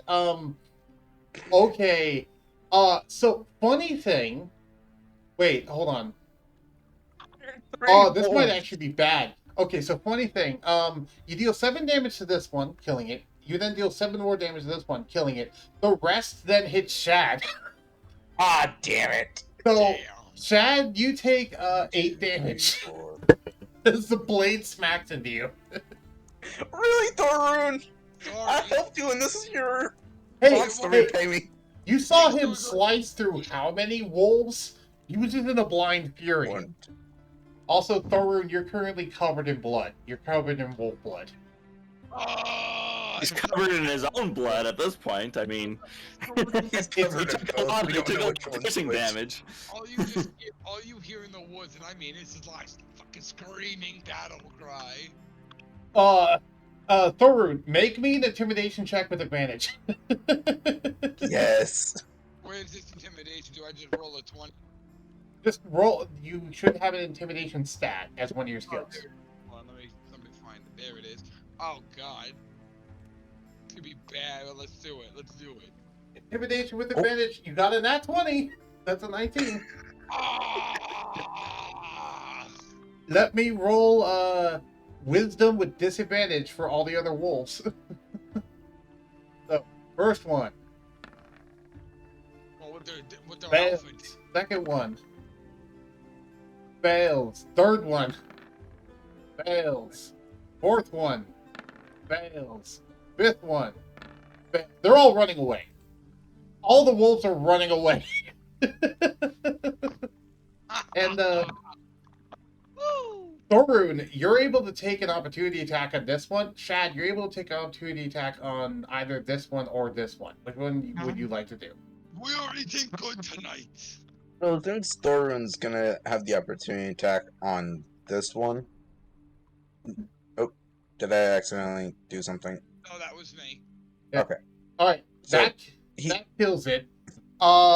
And also, I know he's gonna swing for this one right here in the same process. okay. So funny thing, that kills it, but then the excess damage goes back on Shad. So Shad now took 19 damage. I'm What the hell? I'm straight raging. So Blood. 12, 13, 14. Baru Kazan. Kazan Aminyun. Christ. if someone's watching this on Twitch, please clip that entire segment of him just slaughtering wolves. Because yeah, if you read it says, whenever a melee attack using this weapon reduces a creature 0 hit points, any excess damage from that attack carries over to another creature within your weapon's reach. Use a creature within reach, there cannot be other creatures between the creature and the original passing through the arc of the attack. If the original attack would hit the second creature, then apply any remaining damage to it. You may keep repeating this process until there is no remaining damage. In addition, you may not attack an enemy creature if there's an ally in between you and the creature. So, Well, am I not considered an ally? But that's for attacking, not allocating the remaining damage. yeah, Okay. no. You are an ally, but this is remaining damage being dealt out, so you're getting like the least of the blows. Not in this case. I got most of the blow. Dude, Right. I just played like how many fucking wolves? Could you at least say thank you? I am thankful that you slayed that many wolves, but ow! You're gonna see why Thorun is such a terror. And now you see how he chopped down a tree nearly in 2 hits. Yeah, I see it now. Okay, make your opportunity attack. Death comes from above. It'd be a normal katana strike, I will say. So do I just click the one in the? Just click Katana. I am gonna have to upgrade all Oh, these. that's dead. Oh He, my Yeah, he got roll another damage. crit. This one right here. Yeah, it's dead. It's dead. You managed to kill it. All right, And because I have a small sword, I don't get to hit this one, do I? no, you do not. That's what I thought. Yeah, and then the other ones all run away with their tails between their legs, and yelping into the distance at the crazy people they just met. All right. Do we at least get to keep the corpses? Yeah. Yeah, all the Well, wolf corpses that you guys killed, yeah, they're all still here. As well as the deer corpse. You still have the elk corpse as well. How well is everything in general quality on a scale of 1 to 10? 1 being the worst. How good is everything? The Well- elk corpse is an 8. The wolf corpses are a 5, given how brutally you guys killed them. Oh, at least it's extra meat we can take in with us. It's extra meat It's a and bit extra hide. cooked too. You can harvest hide from them. That's nice. And they're a bit extra cooked, so hey. Oh, perfect. With that said, let me get my shit out. Thorun's gonna scalp the dire wolf and take the head, like the pelt of the head, With and make a cowl out of that. with that being said, let's talk about what Brizzle and what Brizzle and Charles was doing this entire time. Oh, that yell was loud. Yeah, we're going to talk. We're going to go back in time a little bit. So this is what they were doing while that was happening, and then eventually they'll hear the yell. So, okay. So how's the conversation between Brizzle and Charles? Are they just sitting? What are you doing, Brizzle? I had to come back to the. I have wireless headphones, so I was listening, but I was getting a drink upstairs, so I had to run downstairs. Oh, okay. So keep in mind, this is a little back in time. So yeah. Right. Okay. I guess like I'd be like talking with Charles, kind of like to the nobleman's son. Does he have an actual name though, rather than just noble son? Considering that my character has actually met him and talked to him, George. I'd know his Ryan. name. George. Oh, I was gonna say call him Ryan. Ryan? Yes, I don't know why that's Sure, in his my name head. is Ryan. Okay. So I guess I'd be kind of like taking down notes and saying like, how would you like this to look? How would you like, kind of like tailoring the look of this mechanical body that he'd have. Cool, and I will say that Charles lets you have the ring while you do this, so you don't need to do it through him. Okay. So you are currently wearing the ring, and you can talk directly to the boy while sketching out things. And I will say, you probably have the ring equipped on the hand that's sketching things out, so it's easier for quote-unquote him to see. Okay. I don't know if he can actually see or not. I didn't check. Meanwhile, Charles is just tending to the campfire. Is this basically what you do for 2 hours at this point? Talk about anything, or is this just what you do?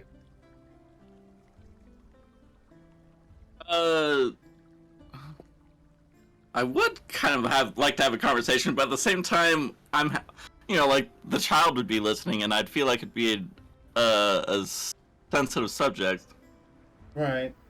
Charles says, let's wind our company and speak about things like that. That I was just gonna, I was gonna ask, once we, I guess one thing we can talk about is, once we're able to, bring Ryan back to his father, are you going to continue to serve the family, or his family, or? we will see how the noble reacts. I am worried about how my lord will react, so I most likely will continue to work for them, yes. I did not plan on being... What are you worried about? I did not plan on being a permanent member. I'm worried that he won't like the fact that his son is dead. That he won't accept that. he's a very stubborn man who isn't very understanding.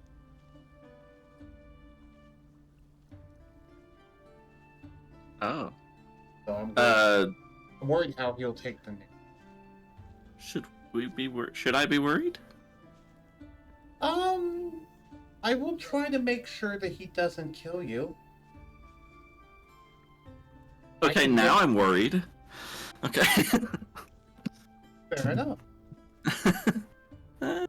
Nervous laugh, I guess. Yeah. He.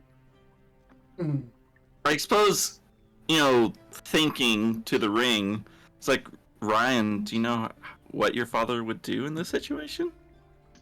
And while that happens, I'll say Charles just has his metal hand down and is just slowly petting Shortcake. How's Shortcake taking off, by the way? I guess she's just kind of like lazing by the, what's, I guess, sunbathing, so to speak, next to the fire, and just perfectly content, like, kind of like a dog or a cat in front of the fire. Right. Question. Is Shortcake on their back, so their belly is in the air? I think, I don't know, looking at the picture of Shortcake, I don't think laying on the back would be comfortable for her. Because their back is covered in spines. Yeah. Oh. Yeah. Well, is she at least laying on her side? Probably. Probably on their side. I mean, if you can imagine a 8-legged dog laying on their side, yeah, sure. I can imagine it. Just like Yeah. They're basically just on its side with its legs spread out to the world, just like love on my stomach. I will say there is a light sprinkle of rain right now as it is, but overcast. So that's all it's staying. Light sprinkle. It's not getting more intense. It is daytime. Which I should change the map to. Not bad. Too bad. That little neat trick. I can do that with some maps, not all maps. Interesting. Okay. Yeah. Alright. So 2 hours pass by. Not like what it does. And the carriage begins to arrive. And you hear sound of bushes in the distance as you hear footsteps and sound trampling bushes that would be concealed in the distance as a carriage goes up. Basically around. All right. And as that happens, as the carriage pulls up, you hear a loud, blood-curdling scream in the forest of rage. And you recognize it as a Thorun's voice. Mm-hmm. Charles just chuckles and says, seems he found a good fight. You don't think we should try to find him? Oh, of course we should. After all, our ride is here, isn't it? Yes. Hey, Are there how many people came on the carriage, I suppose? Or was it just one person? No one's departed it yet. No, I'm saying how many people drove it to us? One? Why? I was just curious. Okay, anyway. I will say, Charles asked you the question. Brizzle, do you happen to have that one spell, the cantrip that can clean people up? Oh. No, I don't have that. Ooh. Oh. Well, you might be a bit dirty, given how he likes to fight.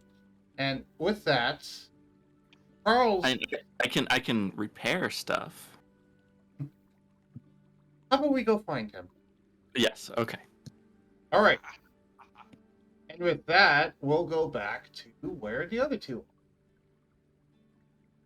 are. And now I'll bring Grizzle down here as well.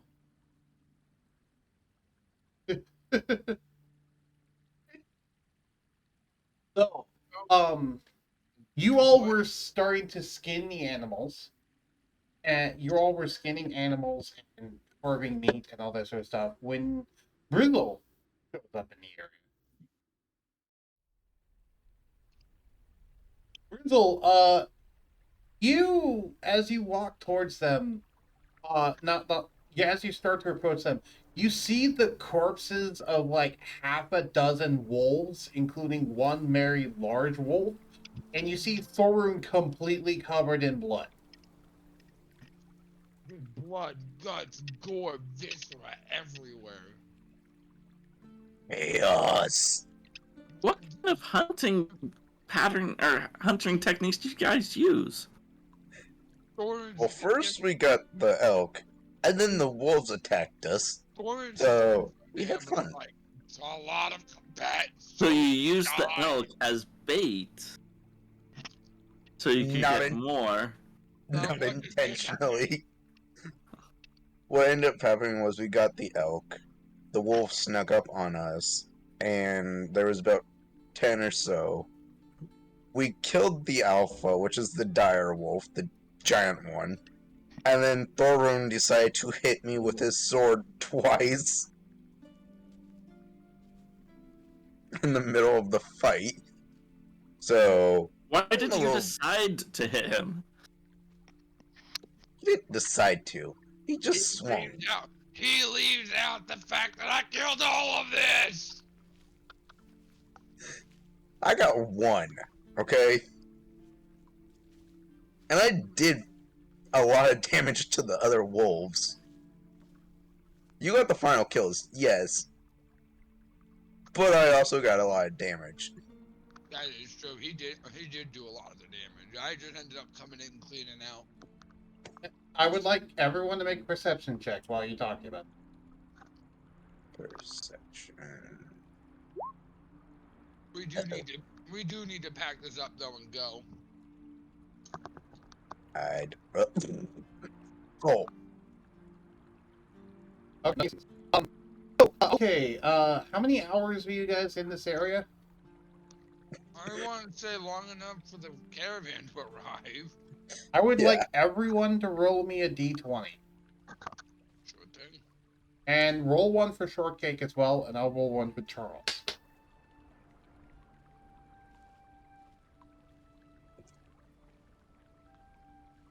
Who rolled the 20? I did. Grizzle. Okay. So, Not 20. Thorun, you get one automatically. But Brizzle, Thorun and Brizzle, you both see a small little black figure creature appear. And by small, I mean like actually small, as in like it's like half a foot tall. And they're Half a sitting foot? Wouldn't that be tiny? Yes, it'd be tiny. Oh, okay. Hold on. Let me turn the grid off, and that way I can actually shrink properly. Grid off. Okay, that's more proper stuff. Oh my. Thing really shrunk. Honey, I shrunk the Chewingus. The what? That's the name of these things. Chewingus. Brizzle, you would be familiar with these things. These are creatures that are very common in the Feywild, and they're also common in nature in general. They are personifications of the elements in balance. Oh. And they're also... Sorry, go ahead. So they're not hostile? No, they're not hostile. And they're very elusive creatures that only make themselves known to people they find especially either special or cool. And in particular, Brizzle, Thorun, the one that you see it kind of like has it has like a big stick in its hands and like a few like little pieces of metal on it, and it seems to have been imitating you. That's cool. Because it thought that you were really cool. That's And cute. yeah, it's very cute. and it walks up and it offers you a small talisman. It also offers one to you, Brizzle, and notice the one that offers one to you is wearing a top hat. Okay. That's pretty cool. I'll take one. Yeah, Yeah, I'll take as I'm taking, I guess the talisman, I'll produce my tea set and set down a cup of tea. All right, and now I'll let both of you be able to actually see their stat block. I even offer some of the game that was killed here as a return offering. It shakes its head because it doesn't need to eat. It's an elemental. Oh, well, I tried. All right. I was hoping one would go one would go towards me. Darn it. No, one did not find you cold, so you did not get one. Ooh, That was probably Oh, the D20. Yeah, basically, Oh. Thorun was automatically going to get one because of his performance, but also Grizzle got one because he got a nat 20. You'd need to roll a nat 20 for them to be able to show up for you. Aw, man. Yeah. Anyway, I just put. You're still cool in my book. Yeah, same here, dude. Yeah, you know what? Thorin's gonna turn around and be like, "You made your spot, kid. Come adventure with us." All right, so Brizzle, you know this for a fact that the charms that they give out are very powerful charms that can only be given out by Chewinga, and both of you get a Chewinga charm, which is represented by this talisman. Would you like to know what you both earned? Yes. Yeah. Who first, Thorun or Brizzle? Let Brizzle go first. All right. Brizzle, you got the Charm of Johho, which says you gain the benefits of having a Helm of Comprehend Languages equipped. This benefit lasts for 7 days, after which the charm vanishes. Okay. So, let me look up the Helmet of Comprehend Languages.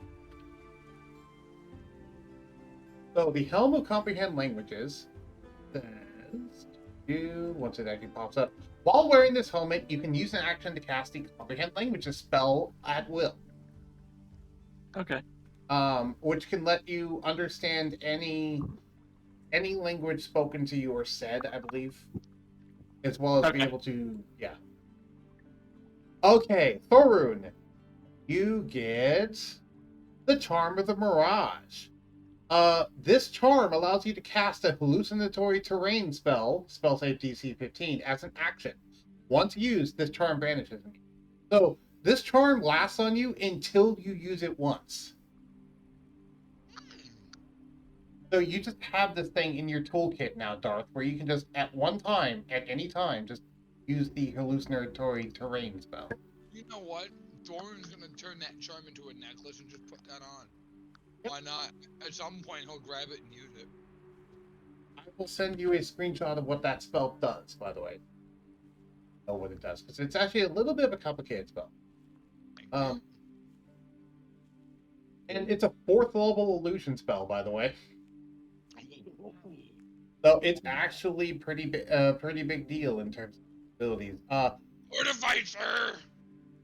I know, for example, one of the things that it can do is make a bridge that appears real but isn't real. And if people fall through it because it's an illusion, they'll think in their head that, oh, they must have just slipped, and then go back up to try and go through the bridge again. Oh, that's the best. They'll try to mentally associate the damage with a real thing that could have happened. They'll try to mentally justify why the illusion wasn't actually a physical thing. In terms of they'll mentally try to go through gymnastics, try and prove like why they fell, not that it's an illusion. Yeah. Okay. That could be really useful in the middle of a fight. We can use it to trick the opponent we're fighting against. Yep. And I just sent the thing. Also, I would like both of you to make a persuasion check. As in Thorun and Brizzle. There, go ahead. No, I said Thorun and Brizzle. Make a persuasion check. Okay. Rolling. Ooh. All right. This will be no, not perception. Oh, sorry. It started with a P. Yeah. Alright, this will be the one for Brizzle. No. This will be the one for Thorin. Okay. You managed to convince your Chewinga to come along with you for a bit. Ooh. Now you have a little Chewinga buddy that looks like you, kind of. Or at least it's trying to imitate you. It has a big sword and some metal plates on it. And it hops.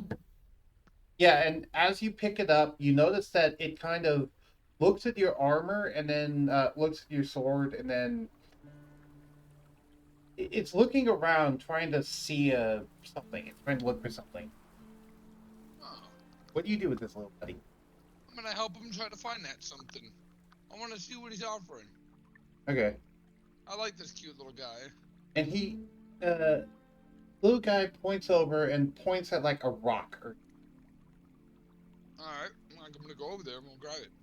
Okay, when you grab the rock, he looks at the rock, looks at you, and then walks over and seemingly disappears into the rock. So, if you don't know, by the way, Chewingas hide inside of natural terrain. They don't like being revealed, but they'll stay hidden inside natural terrain. So while you hold that rock, you have a Chewinga in it. Hi. Pretty cool. Yep. Brizzle, you see yours go back into the tree, and it literally blends into the branches of the tree again, disappearing. Okay. So yeah, you now have a little Chewinga buddy, Thorin. What are you going to name it? Trogdor. Frogdor. Sure, spell that for me. Oh, door. He was a dragon man. Or maybe a pig. Or a snake. Spell I'm that for going, me. I'm going to it, hold on. Cool.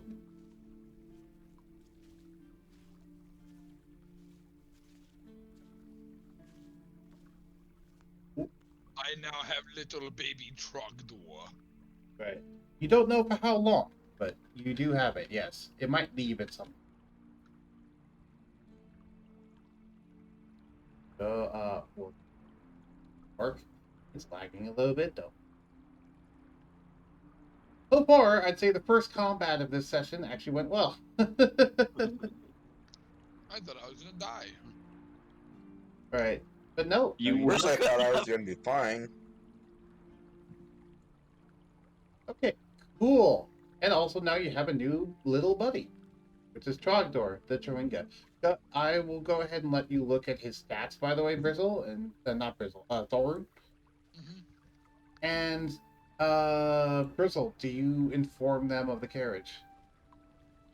Yes. I will say is like, well, if you guys are done playing out here, the carriage has arrived and we can get on our way back to the city. Yes, Doran's just gonna look at Brizzletop and be like, well, what about all this meat we can just have sold or cured and put in the rations?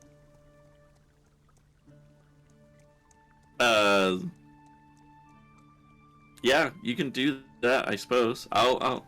Do you need me to stay around here just in case you get attacked by another set of wolves? I think we needed to just bring them all with us. This is a lot of meat. This is about 900 pounds worth of meat. A pretty good chunk to sell, pretty good chunk to keep. It's like 900 pounds of meat here. I don't want to let any of this go to waste if I can help it. I'll help carry. I still got quite a bit of strength left in me. Okay. If you look in Campaign 2, Thorin, you should be able to see Trogdor. It's now your little buddy, and you can actually drag him out and move around if you want. Alright, so it's that. What situation? How you guys gonna all do this? I guess take the next few minutes to carry each piece of the, of all these. Do you want me to bring the carriage over here once we get the statues that- on the carriage? On the I would say bring the carriage to us so we can load everything onto it after we get the meat and everything onto it. I mean, not the meat, the statues on it first, and then bring the carriage to us while we're finishing up here. Okay. I will say there is not just one. There's a couple of carriages that were brought in. Okay, Oh. so cool. And we the can reason just- why is because carriages do have a maximum weight for how much they can carry. That's the maximum weight for their carrot. And the maximum weight is the amount of weight that the horses can pull. How much Okay. how much can these horse pull? So if I look up a horse, and we'll just say war horse, because noble. Of course, they're the word war horses. Yeah. They can pull, let's see, 18. They have beast of burden. Actually, so sorry, they're a large creature. They can pull 18 times 60 in terms of pounds for pulling. And there's 2 horses per thing, so 18 times 60 times 2. Each carriage has a maximum capacity of 2,160 pounds. If we Okay. factor in the actual weight of the carriage itself, which is about 250, then that means that they can carry 1,910 excess pounds. That gives you an idea So- of how much meat and how many statues. And there's currently 3 of them. So we take 2 statues. So 1 statue per carriage, and then distribute the meat evenly between the rest of them. And well, actually, we probably could just put Well, the meat. The dire wolf alone, all that pelt right there and all that meat, that right there is gonna definitely cost about 100 gold or more just to sell off. Everything else Yeah. is gonna be like either side meat we can sell, or we can just what we can do is we can I split it. think like this, the statues were like 1,000 pounds, and then your total meat was like 900. Yeah. Yeah, so And- so in all, if you want to carry everything, that would be about 4,200 pounds. Wait, it is? So Because the statues are 1,100. Yeah. okay, so 1 statue per carriage, and then we divide the meat between 2 carriages, and then we ride all in the last one. Yeah. Right, and keep in mind this also needs to support your own weight. The 3 carriages in total can get a maximum of 5,730 pounds that they can pull. Yeah, I'm pretty sure we got more than enough. We've Yeah. got it. Which Okay. is why Charles specifically called in 3 of them. Because he figured... Yeah.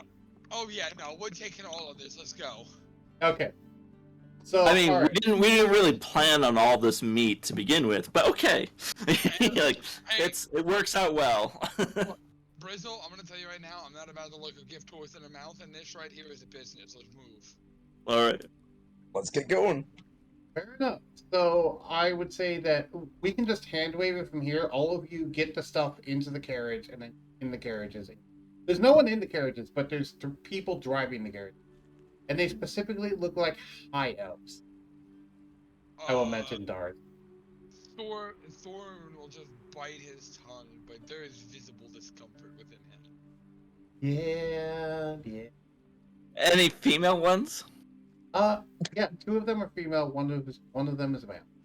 Okay. And they're all wearing the garb of the staff of the noble. These came from the noble page.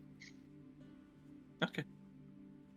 Yeah, I'll sit in the front with the female and just chat with her as we Okay. go down. I was expecting that. And- Okay. Once we get into the Hey, I just have a thing for pointy ears, you know? you got ears. I don't want to hear from you. Okay. So, Brizzle proceeds to flirt with the driver.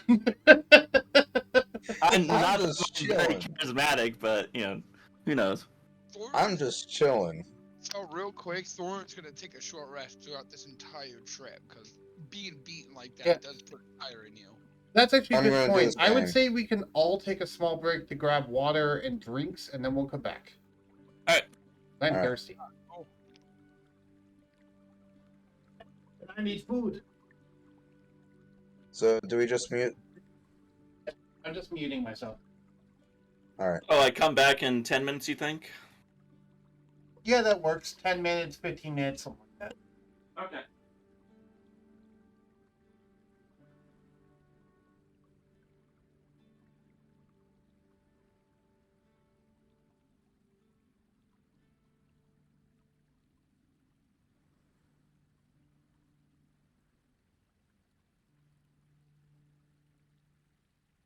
no, it's right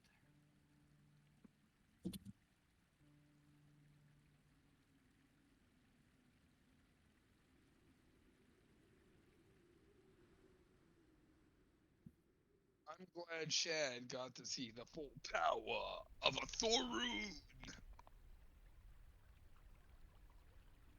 Tell you what, Shad, shit's getting good.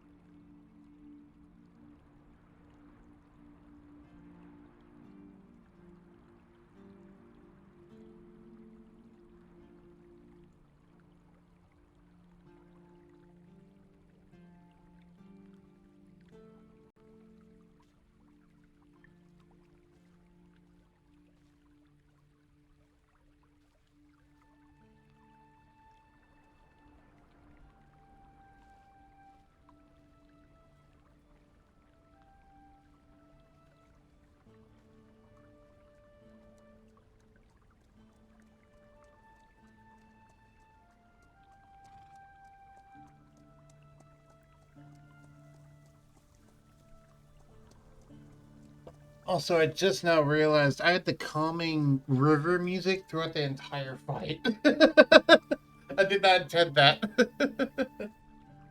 That's okay. I'm back.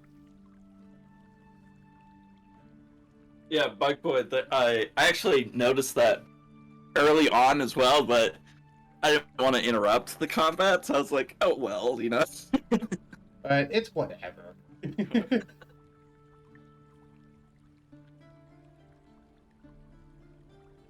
But yeah, Nothing says relaxing like chopping wolves in the wilderness. right, and getting ripped apart by dire wolves, and getting continually hit accidentally by your friends. Yeah, I was gonna say Shad took more damage from Thorin than he took from the wolves. Right. I'm Yeah. By the way, it's pronounced Chawinga. How you pronounce the name Chawinga? okay. Yeah, it says right here. I'll just go ahead and read out the Chawinga. Okay. A Chawinga, pronounced Chawinga, is a tiny elemental spirit that lives in plants, rocks, and rivers, far from civilization. Painfully shy, Chawingas prefer to move about unseen. If two or more Chawingas live in the same area, each one will take shelter in a different plant, rock, or body of water. Though no two Chawingas look exactly alike, they resemble 6-inch tall animated dolls with masks, spindly limbs, and wild hair. Their appearance is sometimes foreshadowed by cool breezes, the sweet smell of flowers, and dancing fireflies. Their mere presence makes a natural setting more lush and vibrant, which is part of why the setting, which is part of why all of the forests is so vibrant in this world. It's because the majority of them had Chewinga in them. Okay. Humanoid fascination. Chewingas shun most other creatures, but they find the trappings of civilization fascinating. They puzzle over creatures that wear armor, carry weapons, use tools, and cook food.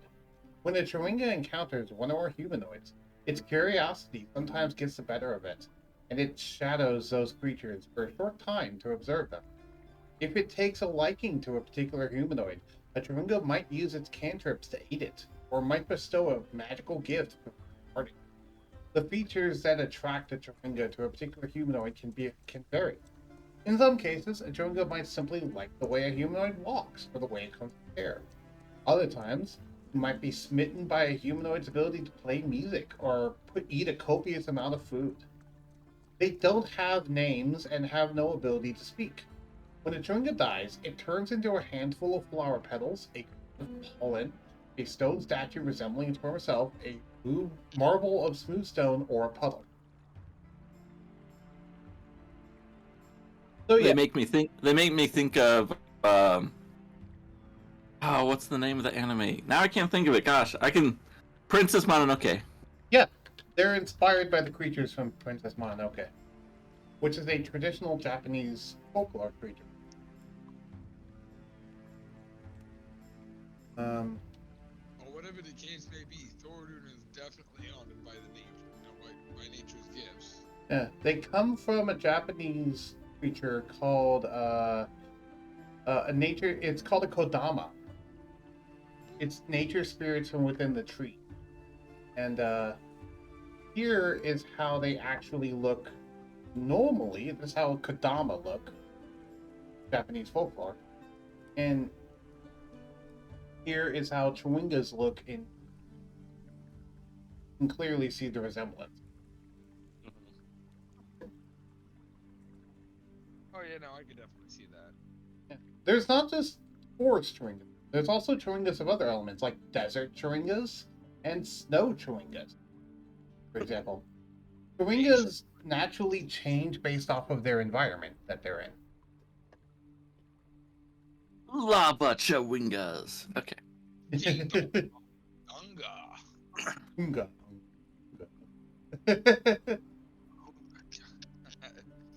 Oh god, 900 pounds of meat? The village is gonna be looking at it like, fuck.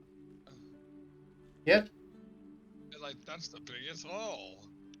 it will be a nice tribute to the Lord if you. How about making a nice feast?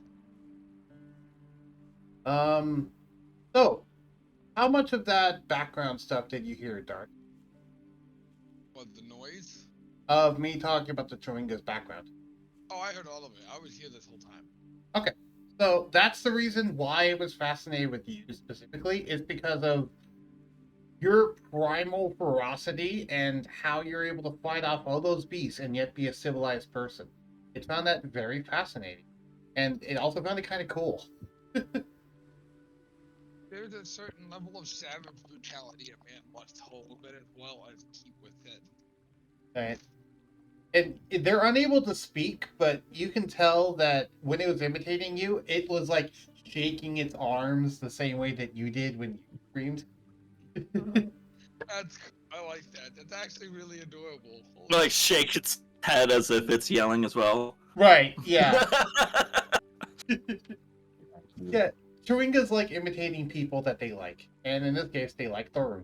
And that's why the one that approached you, Brizzle, was wearing a top hat, because they really liked your fashion sense. Oh, okay. I like Brizzle's fashion sense. We just need to get him a little suit and tie, and I think he'll be set. We need those in real life for Brizzle. Basically, turn him into like a tinkering Willy Wonka, except he doesn't dish chocolate. He tinkers out all kinds of weird, random shit. Yep. So I will go ahead and tell you, by the way, Thorun, your little Chewinga buddy named Trogdor, he can give a magical gift once per day, Though I will say you do not have control over when he gives a gift. He gets a gift when he feels like it. Fair enough. Yep. Hey, Also, they have spells, believe it or not. I like these little Chewinga guys. Yeah, They're they pretty also, dope. they also have a dex of 20 and a +5 to stealth. Oh shit. I'm definitely gonna bring this little Chewinga buddy in, and I'm just like Yep. treat him as like a friend. Yeah. Love it. The spells that they have is they have 3 cantrips, those being Druidcraft, Guidance, and Resistance. And then they also have the Pass Without Trace spell that they can cast at will an unlimited number of times. What? They can cast Pass Without Trace at will. So that's part of why they're so stealthy. Yeah, that would really help them. And since he's friends with Thorun, that might actually help your group. Right. Mm-hmm. A whole passive just buff. Which I will say, this effectively means that while you have Trogdor on you, you perpetually are under the effects of Pass Without Trace. Oh wow. You are never gonna hear me despite how big I am. They can hear you, but basically, well, do you remember what Pass Without Trace does? It adds 10 to your stealth. Yeah, Oh. a veil of shadows and silence radiates, making you and your companions, hiding you and your companions from detection. For the duration, each creature you choose within 30 feet of you, yourself, has a +10 bonus to dexterity stealth checks and can't be tracked except by magical means. A creature that receives this bonus leaves behind no tracks or other traces of its passage. So yeah, that's just going to be radiating from Thorn from now on, basically, because he has a little buddy on him. So basically, I can hide the cart tracks. Yep, you're hiding the card tracks passively. We are gonna literally move our silence tonight. Let's go. So for the other people in the party to benefit from it, they just need to be within 30 feet of him. Which shouldn't be that hard to do. Also, now you just basically have permanent guidance. You can cast guidance. Thorin does, as anyway. Not everyone else, just Thorin. Right.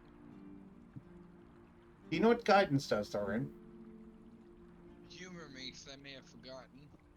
You touch one willing creature. Once before the spell ends, the target can roll a d4 and add that number to one ability check of their choice. So basically, for every ability check that you do, not saving throw, ability check, you can add another d4. That'd be like a strain check, a acrobatics check, an intimidation check, all that sort of stuff. Oh, so basically just a bonus to my rolls. Yeah, basically it's just a bonus. Gotcha, I understand it now. Mm-hmm. Bonus rolls. And basically, whenever you use it up, it's just gonna cast it on you again. So. Yes. So basically, I'm just gonna have to use that all the time because it's the passive move. I'm gonna definitely treat this little guy like a better friend. Cause look at him, he's giving me buffs already just for being cool. I'm gonna definitely be his friend. Yep. And they do not require air, food, or drink. And they have the natural shelter ability, which says the Chewinga magically takes shelter inside a rock, a living plant, or a natural source of fresh water. The Chewinga can't be targeted by any attack, spell, or other effect while inside the shelter. So in this case, it's the rock that you have.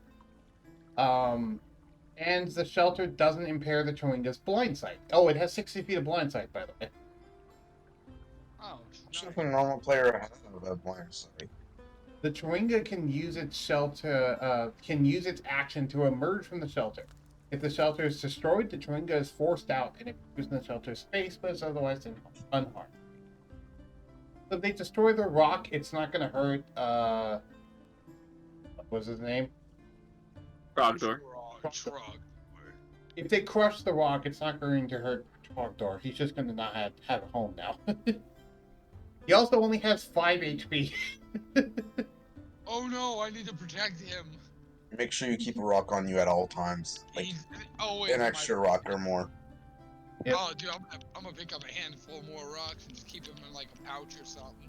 The precious little boy. He must be protected.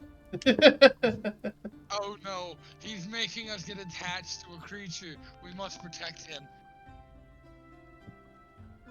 Indeed. To be fair, the creature got attached to you first. Because it thought you were really cool. Well, I'm growing to like this little guy. He's pretty cool too. Yeah. He's not much good in combat, but hey, that's fine. Well, he kind of is with the whole Chewinga charm. Anywho, I'm gonna go ahead and say, by the way, the Chewinga charms from him will only be given out if someone in the party does something exceptionally cool in his opinion, which I'm the one that controls the Chewinga's opinion. So basically, if I think you do something especially cool, the Chewinga might give you a charm. But basically, this is the Dungeon Master in another form. Kind of, yeah. Though you do always just get past that trace, so even then, it's still useful just about that. Oh, I know. Oh, I know. He's a cool little guy, even if he doesn't give me anything. All right, is everyone back? Are we ready to get started again? Yeah, I think we all are. I think Shad's here, Bristle's here. Yeah, I think we're all here. Ooh. Oh my god, burrito and croissant. I just can't wait to see Charles' reaction to all this fucking meat that's about to get logged.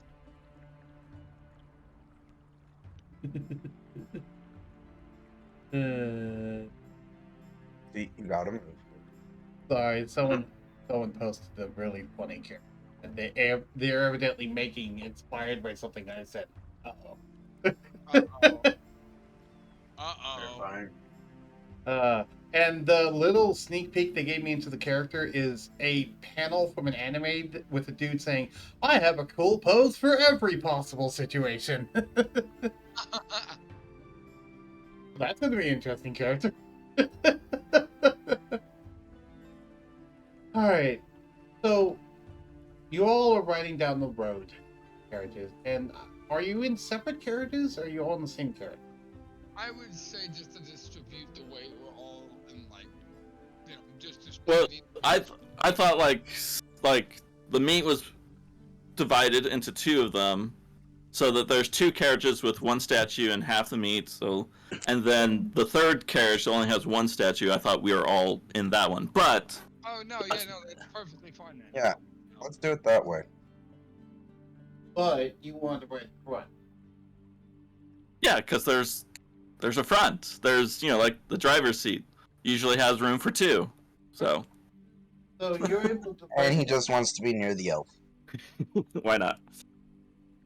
Okay, so what sort of conversation happened? We'll start with the conversation between Grizzle and the Outlook. So how do you approach her to ask if you can in the front? Oh, I'll just ask: Is this seat taken? Do you mind? She looks at you and seems slightly annoyed, but just shrugs and says, I suppose it's not. And she scoots over a little bit to let you sit down. Just And don't on the try way anything down, I'll creepy. offer her some tea. Just don't try anything creepy. And tea. I'll take some. And then she goes to get some tea, but then she realizes that she's currently holding the ring with both of her hands. So she casts Mage Hand to grab the tea. Okay. So A multitasker. yeah, he's able to use Mage Hand tea while also riding in the carriage. That is not a woman I would want to fuck with right now. Right. You all know why she has Mage Hand. You all know the excuse of why, even though she's not a spellcaster. It's because of Ritual of Awakening. Gave everyone 2 spells. Anyway.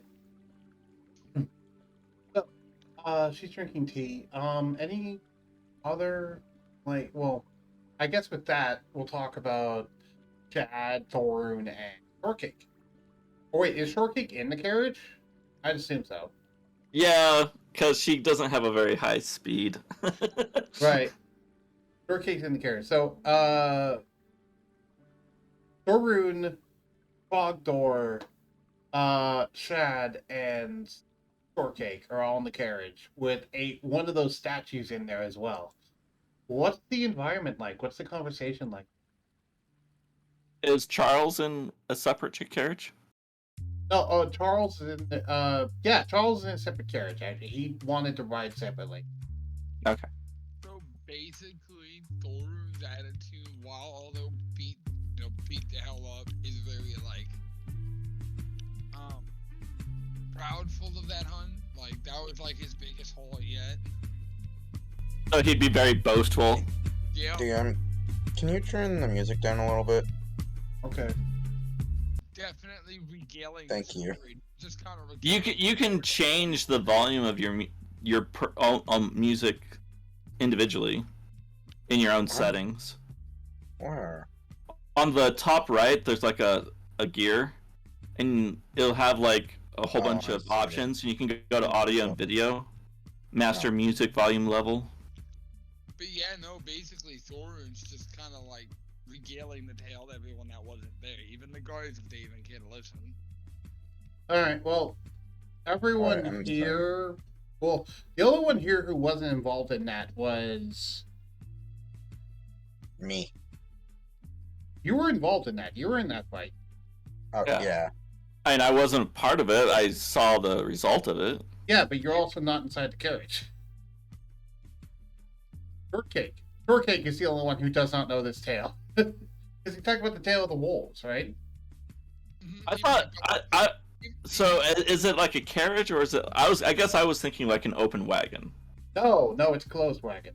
Okay. No, but he's definitely being loud enough for the elf guards to hear this. Kind of more of a flex on their end, on his end to them. Yeah, but the wagon that currently Brizzle is sitting at is one of the ones with only meat and a statue in it. It's not the one with the others. Oh, I thought I was on the one with the No, with the people. that one's being led by a man. Oh, okay. Fine then. You're on one of the ones led by the woman. All right.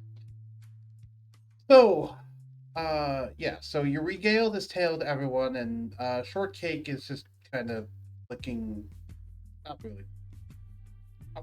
For some reason, I thought they were a snake. Never mind. Forgot they all have a snake tongue. They're all listening. The original basilisk was a snake. Right, but the one in D&D is not. You know the one in D&D looks like Shad Black? Sexual protection I've seen that was drawn? No. Okay, I'll let you people see it. The one that was drawn is kind of good representation of what the basilisk is. Just minus the hat. Yeah, Actually- that's the only thing. I'll just let Shortcake's actual profile be seen by other people. That way you can look. While I'm waiting.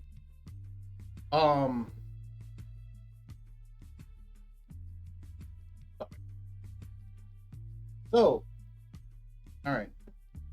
How's the conversation between you and the elf, I guess? Well, I would like to say it's going well, but I don't know. I mean, being a smart, intelligent tinker, I guess I would just kind of like talk about, ideas, schematics, I guess intellectual conversation.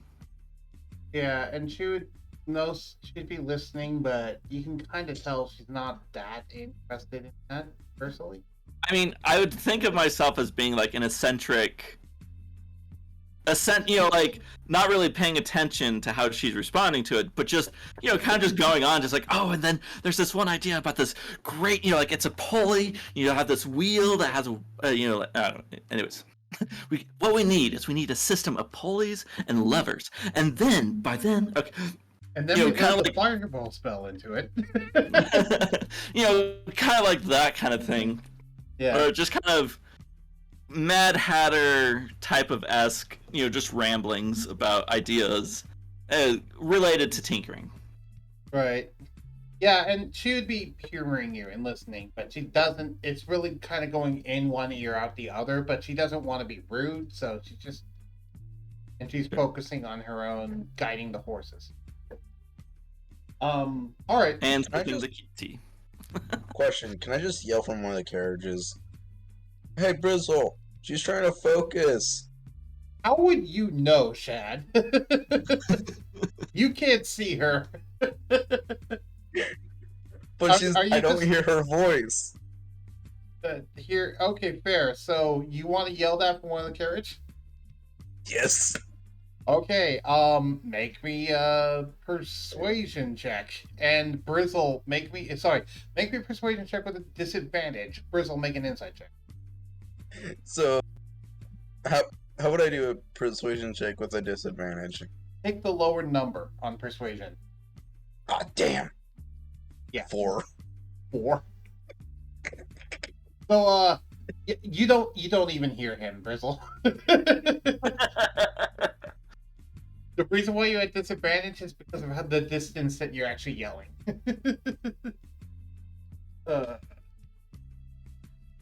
Because I figured, like, the carriage in front is, like, there, and then the other one's riding, like, let's say 10 feet behind it, and then the one back there is 10 feet at. And you're That's at currently in the least, middle like- one. Sorry, go ahead. So that's at least 10 feet, maybe 20 feet behind. Yeah, roughly about 20 feet away from where Brizzle is yelling. And there's also the sound of the wheels and all that sort of stuff and blah, blah, blah. Point is, it got drowned out. And there's also the sound of his own talking. He doesn't care. Which he probably doesn't care that no one heard him. Right? Poor elf lady has to listen to Brizzle do this. I know. Poor man. There's someone out there that would appreciate it. Just have to find the right one. Poor just gonna kind of shake his head at Brizzle like that. I could see that, Maya. I could see that. I barely know you, but I could see that. When she posts in the chat. The thing is, this elf girl sounds exactly like Mia. Because I know Mia personally, she's my girlfriend. So that's why I'm laughing about all this, is because Mia is very much like this. Oh, okay. That's why I'm laughing about all this. That's hilarious. Oh, she's very much like this elf would be. Is like just Yeah. not paying attention, just thinking purely on the task at hand. Right, and Hubert Yes. and trying not to be rude, but just really not listening. Yes, this is something Mia would normally do. That's why I thought it was so funny. Yeah. To be fair, it's something something Kayana would also do as well, my girlfriend. So yeah, that makes sense. Oh, that's silly. Okay. So with that whole nonsense going on, let's go back to Thorin, who currently is regaling tales. Would you have started telling tales of before, like the whole chopping down the tree thing? All of them. He's just doing this whole ride talking about shit that he's done. Okay, so Jack Black, Thorin tells you his life story. Basically. Not every single thing. Maybe more like my accomplishments in battle and all that, but Well, I the can see majority that. of it, because the majority of your life has been filled with battle. DM's not wrong. that is true. I mean, why are you booing me? I'm right. He tells you about things in his backstory that I don't even know yet. Because we haven't actually written down how much of it he has. Anyway, sorry. I haven't finished it yet. I'm still thinking it all through. Okay. So overall, it seems to be a relatively happy atmosphere, all things considered. Gonna be heavy drinking when we get back. Of course, Dwarf. Of course. Okay. Alright, so you all start making it back to the city limits, and the gates open up to allow you inside, to allow the carriages in. And you roll back towards the center of town. With that, I will transition. During the trip, you guys were doing a short rest. Yes, Yeah. everyone was doing a short rest during the trip. So I have now regained my second win and my action surge.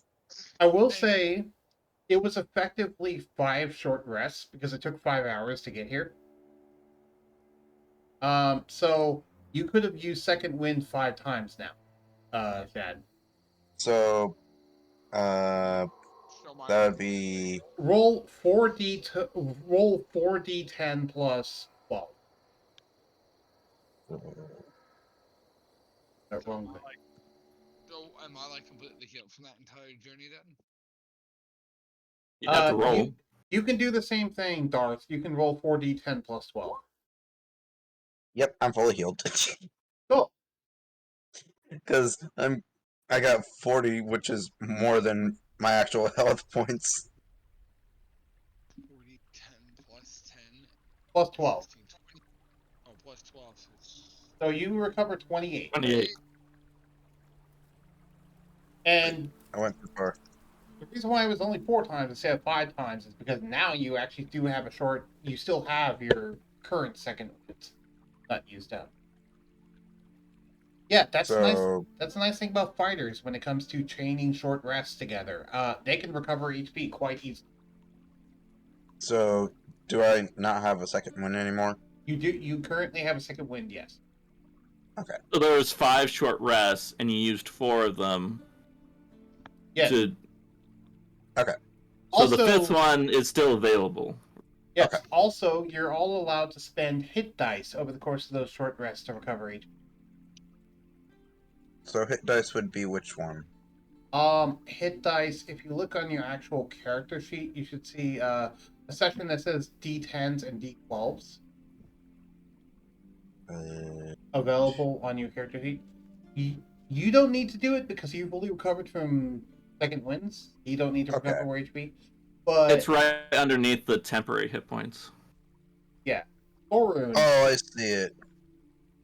Thorun, would you like to spend some temporary? Would you like to spend some hit dice to recover some HP? yes. Wow. Sorry. It is funny. I mean. Yeah, no, it's fine. It makes sense. It is funny. It's just kind of unfortunate too. You can spend up to half of your hit dice currently. No, I'm just gonna spend 1. Okay, cool. He doesn't want to risk the next one just being like a 1. I will say, by the way, you recover hit dice on a long rest. On a long rest? Yeah. Okay. Though I did remove the full heal from long rest now.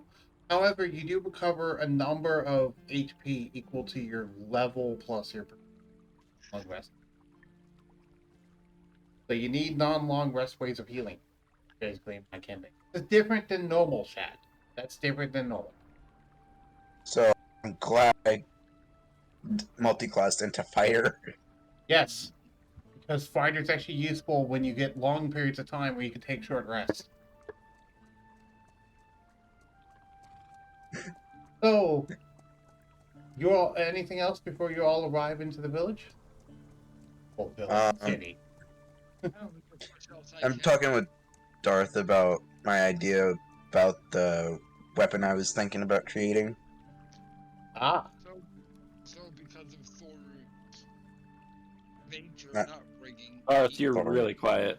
Yeah, Yeah, we you went cannot hear quiet you. again. I'm sorry.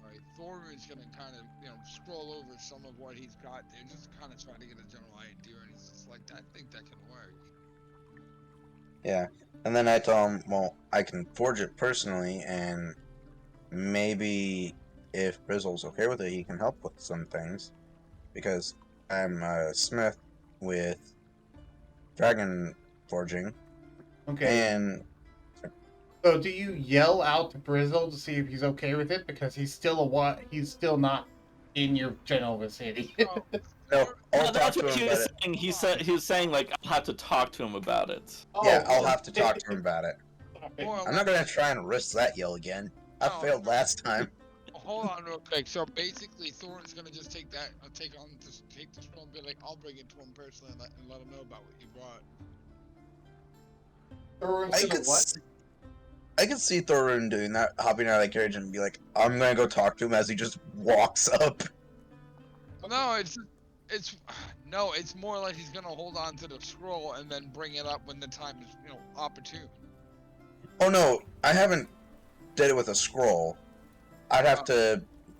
He and I would have to work out the design and everything for it. Hence why I need his help as an artificer. Yeah, this is an idea in his head, not an idea he has written down. If I had it written down, then I would just copy it to give to you and to give to Brizzle. But I have it still in my head because I want to get the full details of it first before we even start writing it down. Right. We'll do something on our off time for it. Which, for Alright. reference, by the way, he is proficient in Smith's tools and Tinker's tools. Shad is. I think I have the ability to blacksmith myself, being a dwarf, but Yeah, and I also have what was it? Dragon forging. Yeah, he has the dragon forging thing, which gives him expertise in Smith's tools. Oh wow. Yeah. Also, no, Thorun, you do not have any Smith's tools proficient. I'll have to get one somewhere down the road. You will have to get it. I would say that you were going to learn as a dwarf, but you never quite got to there because you're too focused on combat, not as much on smithing. I was about to say, if he wants, I can train him how to smith. We'll do that. Yeah, we could do that, but later. Yeah, let me get a chance. Yeah, because it would take away from some of your short rests if you wanted to do it now. Yeah, and I'd like to keep my health. What was the time required to train a skill? I think it was a week or something like that. In normal D&D, it's a week. In my thing, it's it's hours. I think, because I have everything written down. Give me a second. I know normally it's a week. Downtime training. It would be 2 weeks. 2 weeks to train a skill. So yeah, no, it would be weeks. Sorry, 2 weeks to train a skill or tool. So yeah, he'd have to spend, which by the way, that's 8 hours per day for 2 weeks. What that is. So if you were to spend 16 hours a day, it moved down to about 1 week. Right, but for every hour past 8, you'd have to start making constitution checks to see if you get exhaustion levels. Okay, fair enough. Yeah. That's why it's recommended you can do a maximum of 8 without having to actually start rolling. It starts at DC 5 and gets 5 higher every hour that you spend afterward. Oh, fun. Yeah, so it goes from 5 to 10 to 15 to 20. Oh, jeez, that's just ridiculous. So in your case, Thorun, you have a +7 to your Constitution saves. So you could do the 9th hour confidently without worrying about even having to roll because you already have so high. But once you get to the 10th hour, that's when you could potentially start getting exhaustion. So I have +3 to my con, right? Yes. Okay. Wait, what does Star Rune have to get +9? He has +7. Also, he gains he has proficiency in Constitution and a Constitution score of 18. Like I said, when I'm in max, I'm in max. He has a +4 from his score and a +3 from his proficiency. You have a +6, Chad, Oh, sweet. because you're proficient in it. Oh, yeah, fair point. So you could also do the 9th hour without worry, but would have to start rolling. So yeah, Shad's actually nearly as top, quote unquote, as Thorin. Did you say Toph? I said top, not top. I heard Toph. Like, Oh, my mind went to Avatar. I was like, Yeah. yeah, that kind of makes sense. No, we're not Alright. talking about that right now. We're not talking about toppers. But anyways, no, more or less, we could get into a long 9-hour smithing session, getting a lot of the tools out the way just to build shit. Be good. Yeah. All right. So, anything else before we all arrive in the village? I Not off the top of my head. Okay. So, make your way into there, and it goes down the road to here and into the castle. Because you entered through this gate. Oh, are you? Oh, okay. So you have the map pulled up on your screen. It's just not on everyone else's screen. It's on my screen. Oh, I'm still in the forest. See?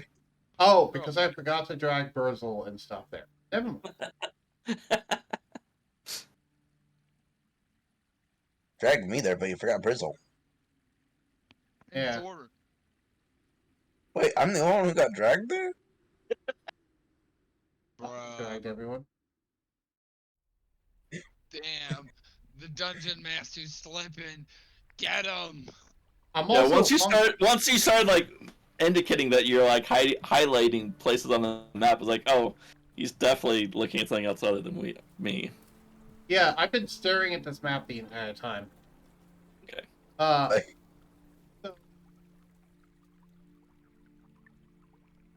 So you came in on this road. You went down here, up this road, all the way to there, and now you're heading up here down to the castle. Basically, is the route that the carriage took. Yup. Okay. So sticking to the main road. Yeah, it's sticking to the main road. I would like everyone to roll me 3d20. 3d20. Okay. We're looking for a lot of high rolls and not a lot of low rolls.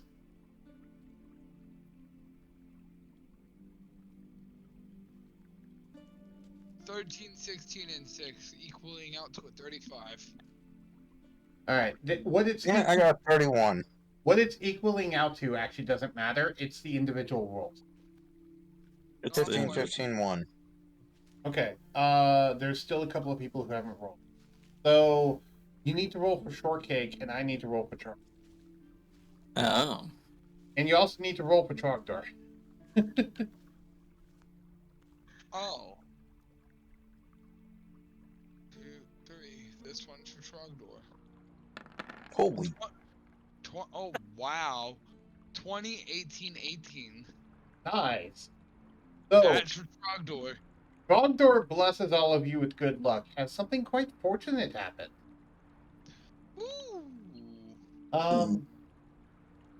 As this is going on, basically as the carriage is rolling into there, actually,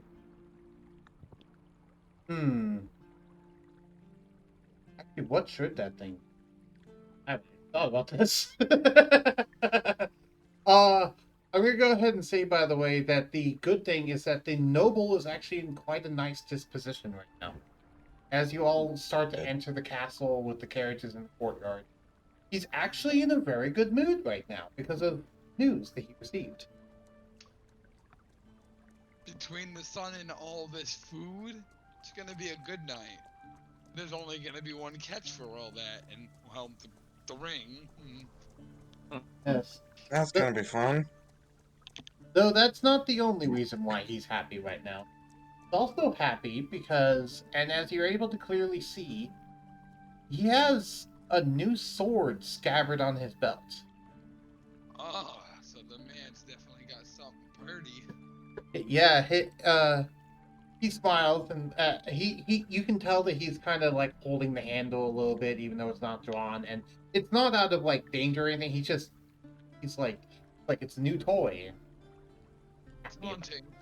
Bug, I was gonna say, as we were getting off the carriages, Brizzle would walk up to Charles and hand him the ring. It's like, it might be better if you hold on to this. Charles smiles and puts the ring back on his finger and nods and says, "Yes, that would be proper." And I guess I'll say to Ryan's, like, I look forward to building you a body. Do you say that out loud? No, I was like before I give the ring. Can I say it mentally? Yeah, you can say it mentally. I'm just making sure because if you say it out loud, the guards will be able to hear you, and that might sound. Yeah. That's gonna be a little bit more than we. Yep.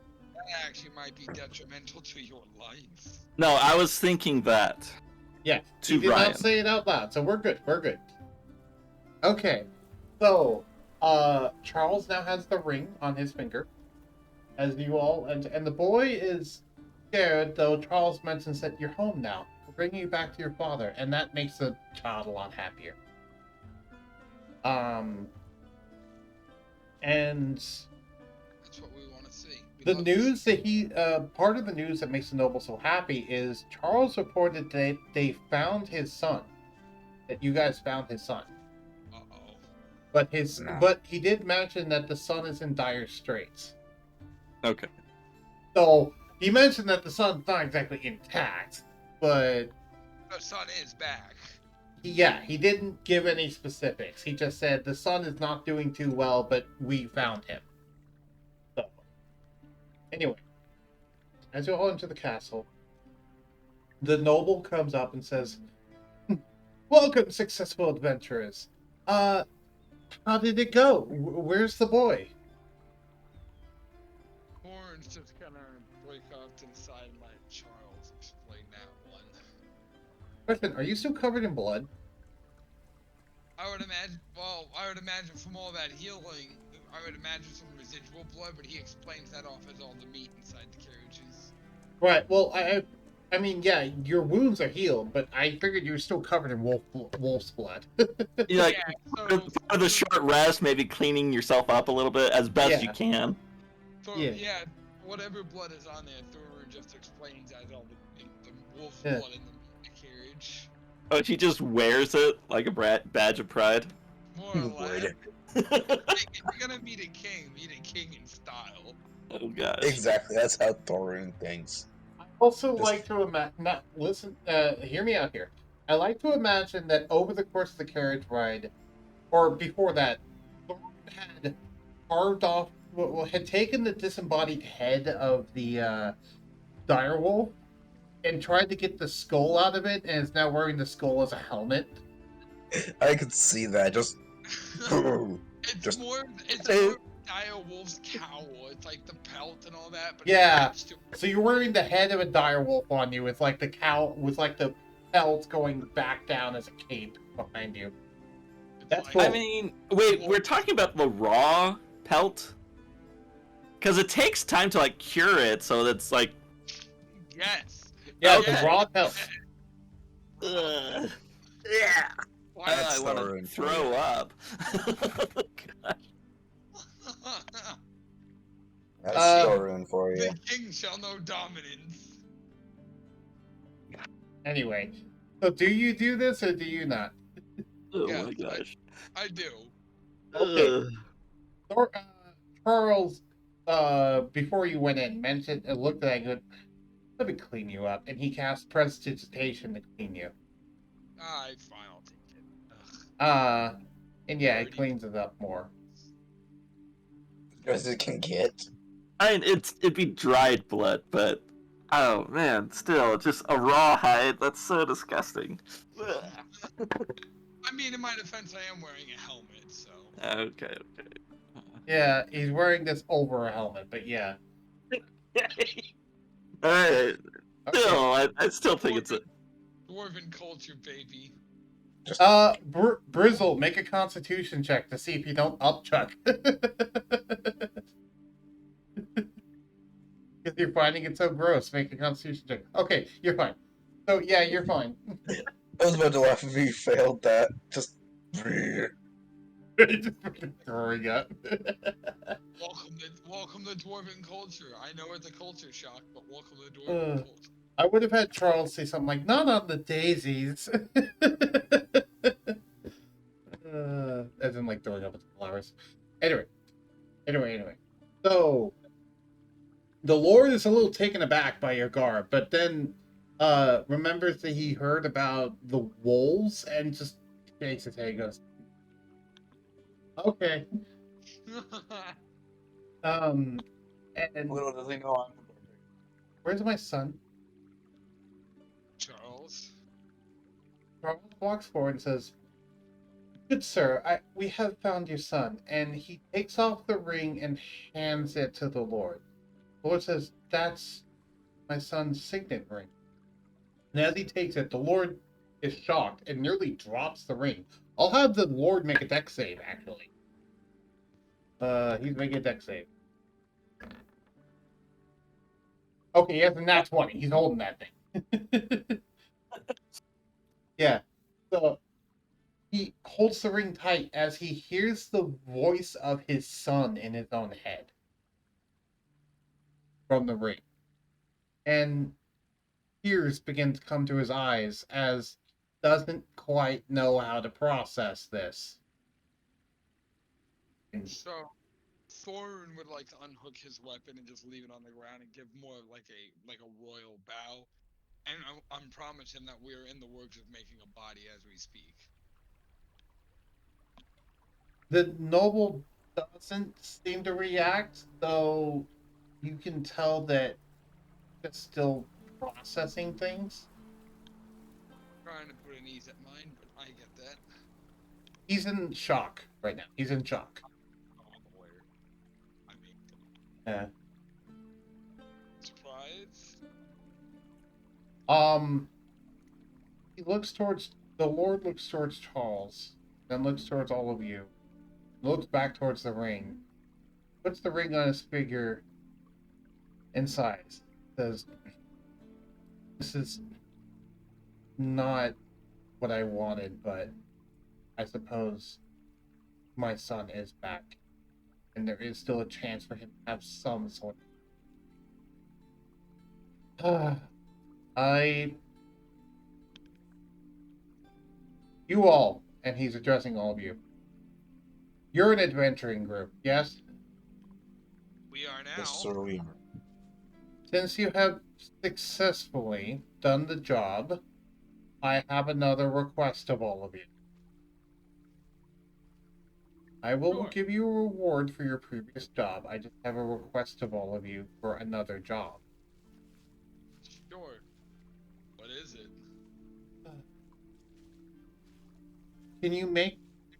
I would like you to make your way to the capital of, and he pulls out a map of the entirety of Guardiana, and he points to a specific spot on the map and says, "Find me the Light Wardens. Find me the city of Light Wardens. I want you to go there and talk to the leader of the Luminescence. I need someone who can resurrect my son."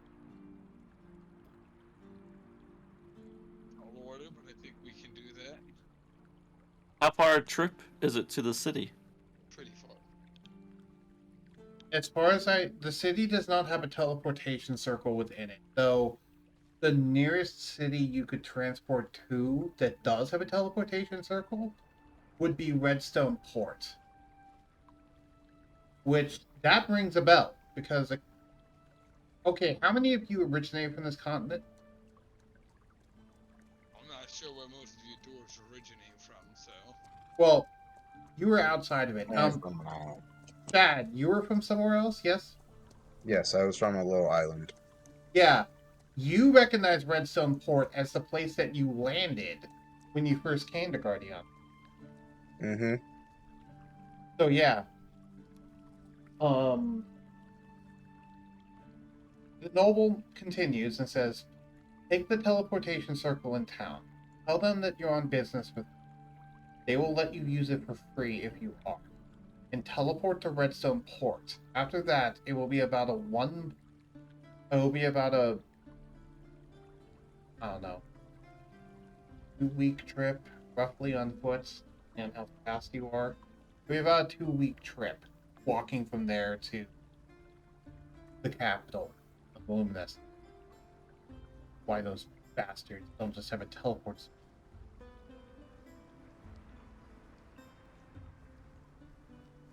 Thank you for bringing my son back. I wish he was whole, but I don't know what to do."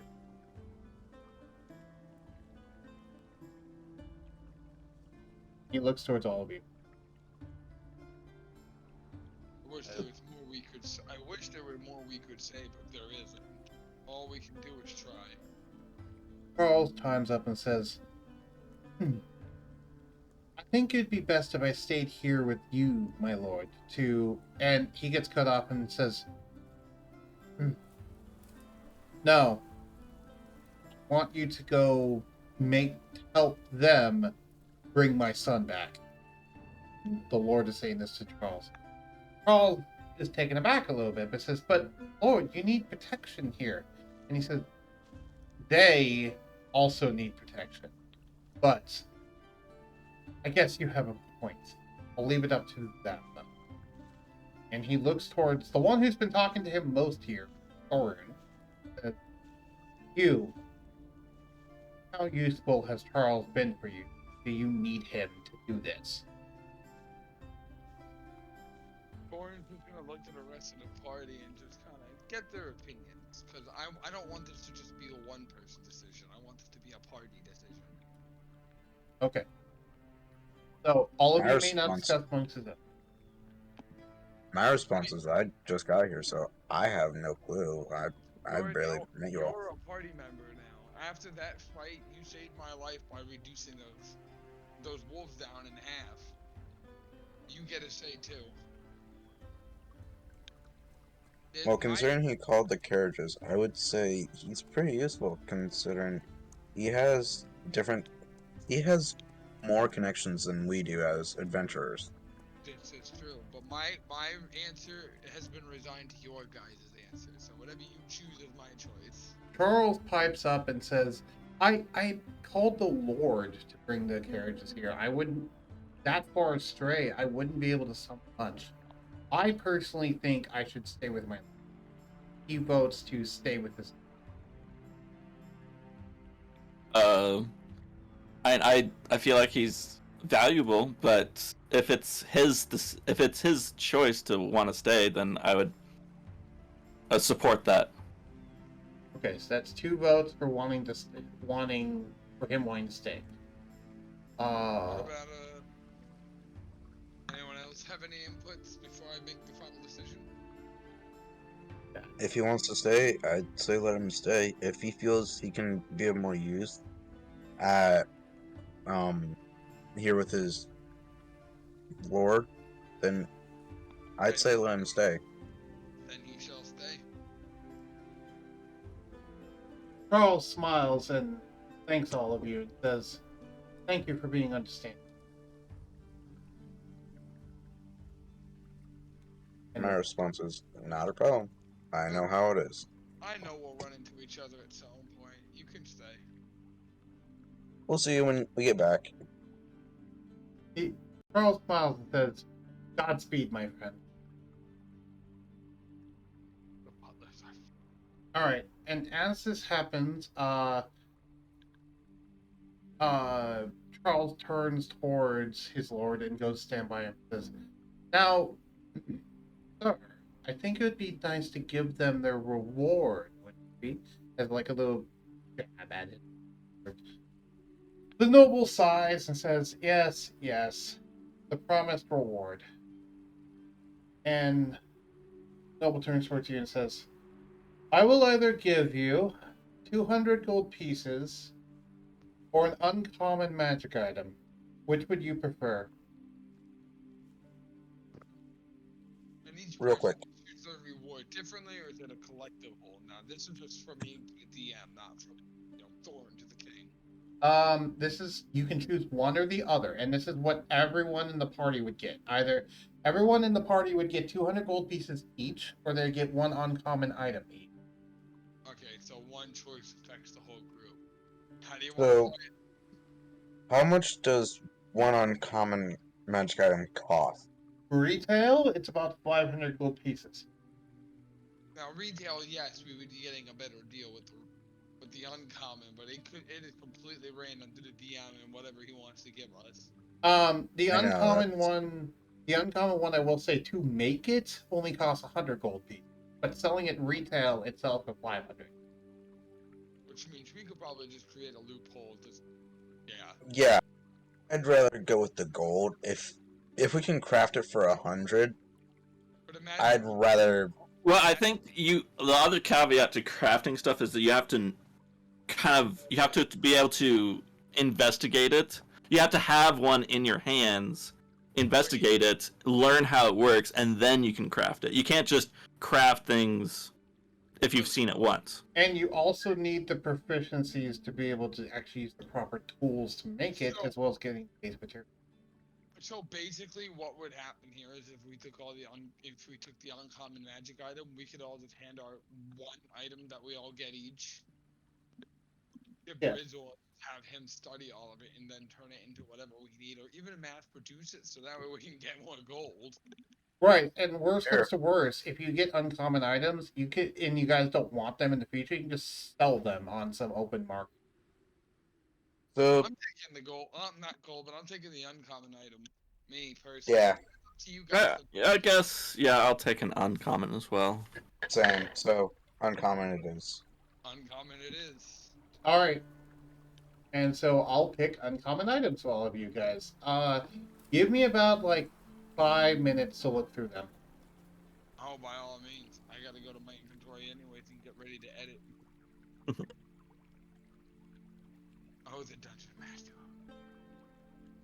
Oh, by the way, Darth, Yeah. I have for 1900 dragon scales, by the way. Oh, nice. See, the one thing you have to understand is that Thorun is a dwarf, and Thorun understands things in financial terms. And because he understands those things in financial terms, that makes him a good dwarf. Yeah. So another thing, if need be, like for example, if you want to upgrade your weapon to a dragon forged weapon. Oh, that's definitely what. See, I want to make it a dwarven dragon forged weapon. It'll be a nice touch of both. It'll get like the nice aesthetic of the dwarven Now, bonus of the dragon. in order for it to be dragon forged, does it have to be made using your scales? It doesn't have to be made using the scales, but you need to forge the scales into the weapon. Into the item. Yeah. Ooh, yes. Oh. Okay, so you could create an item and then forge scales into it rather than make the entire item from scales? Yeah, well, if you make the entire item from scales, then it's draconic gear, which is a completely different thing than dragon forge. Okay. Which is even better, I think. Yeah, it's even better, but also, the nice thing about dragon forging is that you can dragon forge on top of a different material, like dwarven metal, for example, to get the benefit of dragon forge and dwarven metal, instead of just taking draconic gear. You can't do it with that. Think about dwarven metal. Yeah, only Thorun here knows what the hell dwarven metal is. And we need to go find some. Alright, so I guess we're gonna wait to forge even more weapons. Well, you don't understand. Dwarven metal makes everything pretty fucking strong. Like, breaking, almost impossible. Almost. Insane. So it's improbable that it will break, but never impossible. Not only that, but I have, what is it? I'm trying, mending. I have mending. Ooh, and you know what? With the plans of both dwarven and draconic design involved with an artificer, it'll be broken. Let's go! Which means we're more likely than anything gonna be able to add, what was it? Imagine dwarven dragon forged armor. Oh my god. Let's go. The weapon I was talking about. We could do that. Do the weapon of many faces. Okay. See, what I was thinking of calling it was the Skyfall. Okay. What about Because think about it. The what? The Wabbajack, because it basically, the Wabbajack in Skyrim was much like this in design, but in magic spell. It was kind of like the epitome of wild. Are you talking about the Jabberwocky? The Jabberwocky, yeah. The Jabberwock. Sorry, that. No, the Wabbajack is a different thing in Skyrim. Wabbajack. Yeah. Sorry, but It's anyways. a more like physical form of that instead of the magical form, which was. Well, the one in Skyrim, it was completely random. That was like a wild magic surge more than it was like, oh, I need this weapon do it. But the principle would apply. The problem is randomness compared to what you actually want. Yeah. So just in namesake, it would be the Wabbajack. I was thinking, why not just like Skyfall? Because in a way, it's pretty cool too. I like that one. Yeah, Yeah. you can name your blade whatever you want it. I'd say, Yeah. I'd say go for it. I know I want to get the Artificer to kind of drum up a shield, because I do want to downsize at some point, so that way I'm not doing like extremely ultra super massive comically large weaponry. so that's the thing with the Skyfall. You can even change it into a shield. Oh, so you're basically So- Captain America then. So you have a shield, you have a sword, you can have any type of weaponry to Skyfall. So say you want gauntlets for a second instead of a sword. You have gauntlets now. I'm actually pretty excited about the entire armor set between the three of us. Everybody's gonna come back and be like, "What the hell is happening?" You'll be like, "Dal, we've gone out and got the best equipment." Like 2 weeks ago, it's like, what just happened? Like, overpowered. We have decided to break the game in between session 2 and 5. And then, of course, we're probably gonna have to forge them some stuff too. Well, don't think I haven't thought about that either, because I want to make sure that Ragnarok gets their own version of the dragon, the Dwarven Dragon forged equipment. Because being like a warlock druid type deal, I don't want the armor to over encumber her ability to do action. Yeah, so it definitely have to be a lighter material. Okay, I know what you're all getting. Okay. So, the Lord is actually going to give you something, not quite. He's not going to give you something directly, but he kind of is. So, he gives all of you a box. A box. A very interesting box. Carved it with runes. Does Thorun recognize these runes? Yes. They are runes that are inscribed, and the runes mean luck and chance.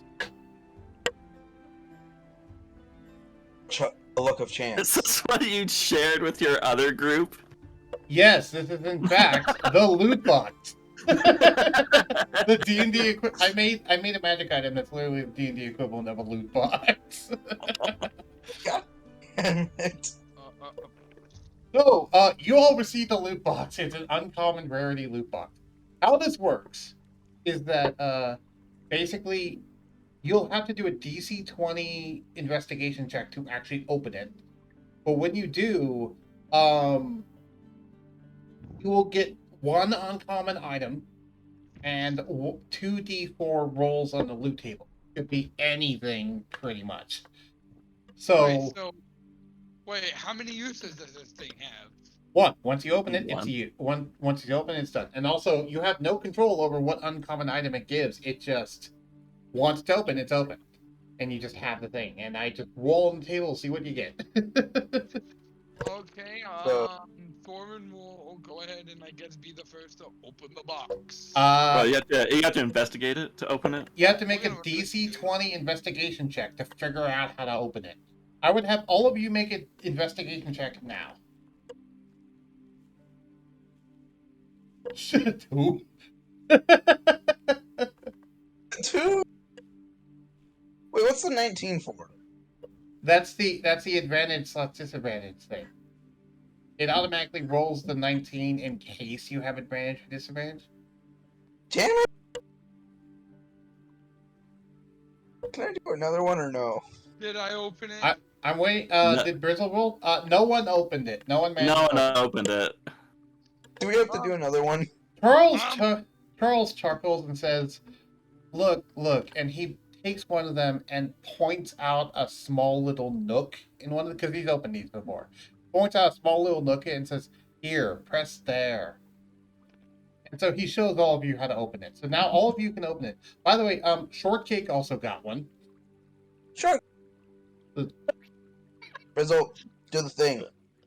Oh gosh. Okay, Uh, so who would like to go first opening their loot box? I would. Okay, cool. Thorun, I got a -1. you got a -1 for the investigation on the battle. or the basilisk. It's a basilisk. What do you expect? Okay. Fair enough. Okay. I'm Shark Cake licked it. Okay. Yeah. Thorun, roll me 2d4. 2d4, huh? Yes. 4 All and a right. 3. So you get 1 uncommon item and 7 rolls on the loot table. Ooh. Okay, so the uncommon item you are getting is and let me look at what this means. So okay, so it's 7. That doesn't matter. That one doesn't matter because it's that matter. And then the d20 roll is a 17, meaning that it's that. Okay. 3.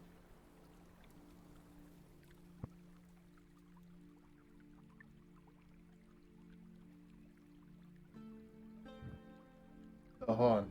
Okay, so yeah. So you just got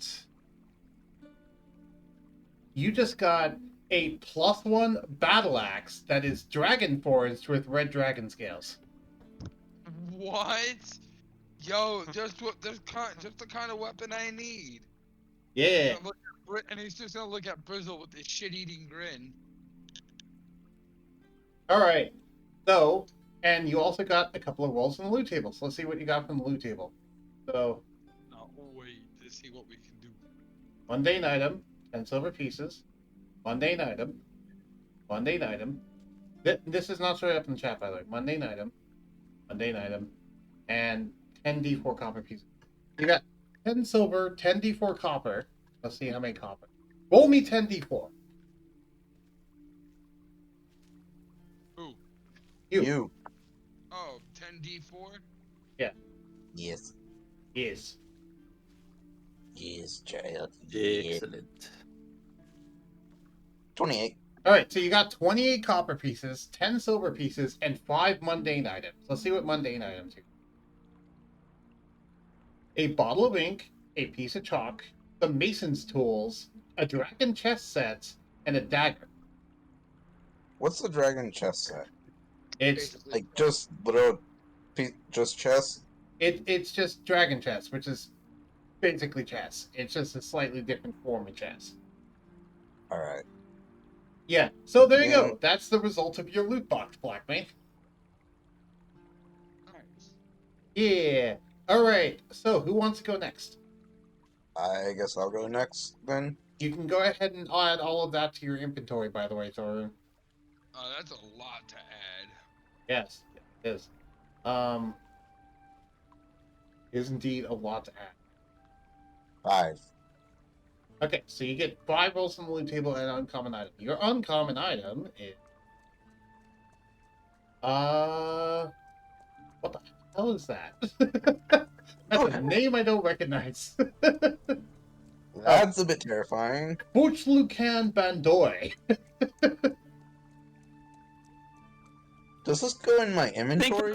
that's a two-handed kind of like pole arm type of thing. But I could be wrong. I We'll could see. be wrong. So what kind of tools, real quick? What was it, smithing tools or something? It was No, masonry. Oh, yeah, it was Mason's tools. Oh, it's a uncommon instrument of the bards. Oh, okay. So yeah, you got an uncommon instrument of the bards. So So, does it go into my inventory under item names? yeah, type in item name and here's how you spell it. We're going to thing. I was gonna say, do you just want to? There, that's how you spell it.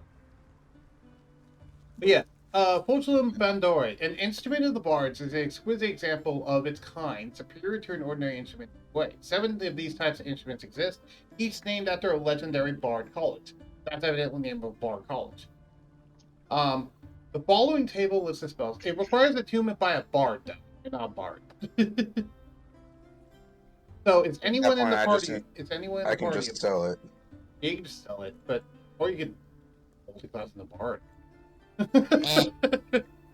Maybe this is I'm not inspiration. horny man. like a bard is. You don't know what a bard is? I said I'm not as horny as a bard. Fair enough. Horny bards are really just a meme, but most bards are really good at giving buffs and debuffs. Oh, I know, but like trying okay. to multi-class even more than I already have. Okay, so you want to know what this silly thing happened? What? So you hear a loud thunk outside the building because Oh. you got painter supplies, some basic poison, a hand axe, crossbow bolts, and something that landed outside the building and was too big to actually appear inside the building.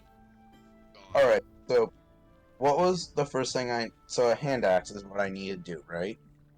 You need to add in a hand axe, basic poison, painter supplies, and crossbow bolts. Hand axe.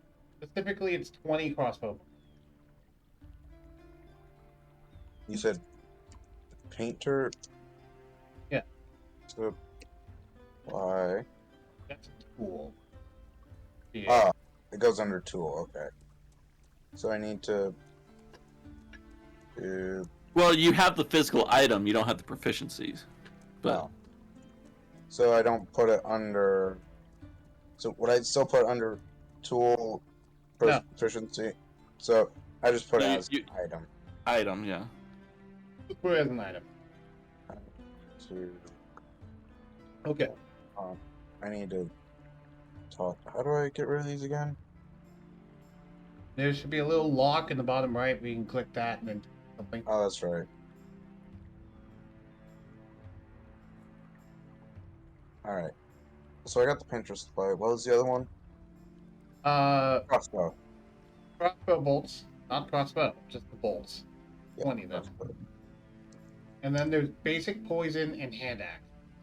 And then something outside. Something outside. You also hear a little bit of a commotion going on outside as well. It landed on someone. Oh no. Okay. No, it didn't. So hand axe, supply, crossbow bolts. Thorin's definitely interested in knowing what that was. I wonder if it's like a Okay. vehicle, like a boat or a wagon. While Shad's figuring out what to do with his inventory, are you going to go investigate what that was? Sure, I will. Okay. So what was that last name? Because I got the hand axe, the painter supply, crossbow bolts, and Basic poison. basic poison. Yeah, which is a That's what it green vial filled with poison. Dip your bolts in that. That I can dip my arrows in it instead. I got like 40 of those. I got 40 arrows. I can dip those in poison. Yeah, that works. You can dip each dose of poison can dip up to 5 arrows before it runs out of uses. Though also poison only lasts on arrow for 1 minute, so don't do that right now. Wait until combat. Oh no, I'm not going to do it until combat. Yeah. Okay, so as you go outside to investigate Drizzle, do you want to know what you see outside, filling the street currently? Sure. There's an entire galley ship out there. What? That was one of the mundane items he rolled, was an entire galley ship. Holy shit, we can cross the continents now. Well, how it's a ship, yes, but it's only useful in water, and it's not anywhere near it. It's currently on land, yes. With that kind of mentality, we're never going anywhere, pirate. Yar! How would I get that to like the sea now? That's your problem, not mine. Oh my god, what the fuck? Sir, we're gonna need help with this one. Let's go back in, and I look at the Lord, and I'm like, "Sir, can we have a bit of help, please?" The noble just is face planted. It's like not face planted, but he has like a face palm with his hand in his palm. It's like, oh my god. There's a literal ship out in your city. I mean, yeah, like maybe we can do a teleport on just the item. I don't know. I don't know how that works. No, the noble No, thing like Wait. Actually, no, never mind. I'm not gonna do that right now. the noble thing. This is your problem, not mine. I gave you the reward. This is what happens. How much does it weigh? We'll go find a wizard. Let me look up the weight of a galleon. oh my gosh. I think it's like something like 40,000 pounds or something. Damn it! Yeah, no, I can't carry that. I was thinking all three of us just drag it along with. Oh hell no! With We're not No, moving you- anywhere like, with that thing. Think of like a galleon as in like the Black Pearl. Yeah. oh, It's like a full size ship. It's not a small ship either. We'll definitely need a crew to run even the cannons alone. Yeah, it can support a crew of 80 people. Yeah. gods! It's basically 100 and like, sorry, go ahead. I was gonna say it's almost the equivalent of a man of war. We're like one size down. Yeah. It's 130 feet by 20 feet is its size. Yeah. Gods! Dude, if we were to go out into the open seas and had an actual decent sized crew, we could effectively run. Wait, does it have any weapons on it? Yes, it's fully kitted out with weapons. So it has oars, sails, ballistas, mangonels, a naval ram, and some hand cannons. God, dude, let's go. We need to move this somehow. We need a wizard. A wizard would not be able to help you move this. You're telling me they can't teleport that? Not without a 7th level spell. I guess we need a 7th level wizard. Okay, That's out of curiosity, where this city is, where is the closest body of water? I was about to say. Nowhere near you. By the way, it's currently like right here on the map. Oh, In fact, it's so big I can draw it on the map. do it! I want to see where it is. Oh gosh. So do I. I can't even fit through the street. No, No. No, there are casualties out here. that's like how big it is. No. Oh my god. It's huge. You can see it on the map. It's bigger than a lot of the buildings. How do we get this out? you don't. Basically, you don't. Damn it, so we got a good item, but it's not even near us. I should have waited. We're coming back for this. Yeah, the Lord says, I'll make sure no one loots it, okay? Just please don't make me have to drag this out to sea. I say, no, just... We're gonna take some of the things from it, so it's easy for you... A little bit easier for you guys to move stuff around. Right? I mean, it's impractical right now to do anything with it. You could, if you wanted, since it's your item, it's your decision what to do with it.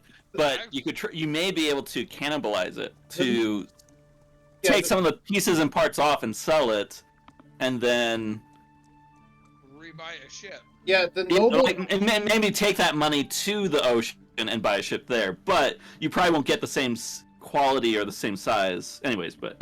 So actually, better yet, why don't we just sell the ship and get the gold's worth of value out of it? Because you can't sell it unless it's in the ocean. Like seriously, no one's going to buy the ship because no one can do anything with it. So Like the whole purpose of getting a ship is to sail with it, but this kid is nowhere near sailing. That's what I'm saying. Cannibalize. You know, take the mangonels, maybe sell the mangonels, maybe sell the cannons, strip the, take apart the ship for its lumber. Maybe sell it to a lumber mill, and they can, cannibalize, take it apart, and give you the money for the parts and materials that they can get from it.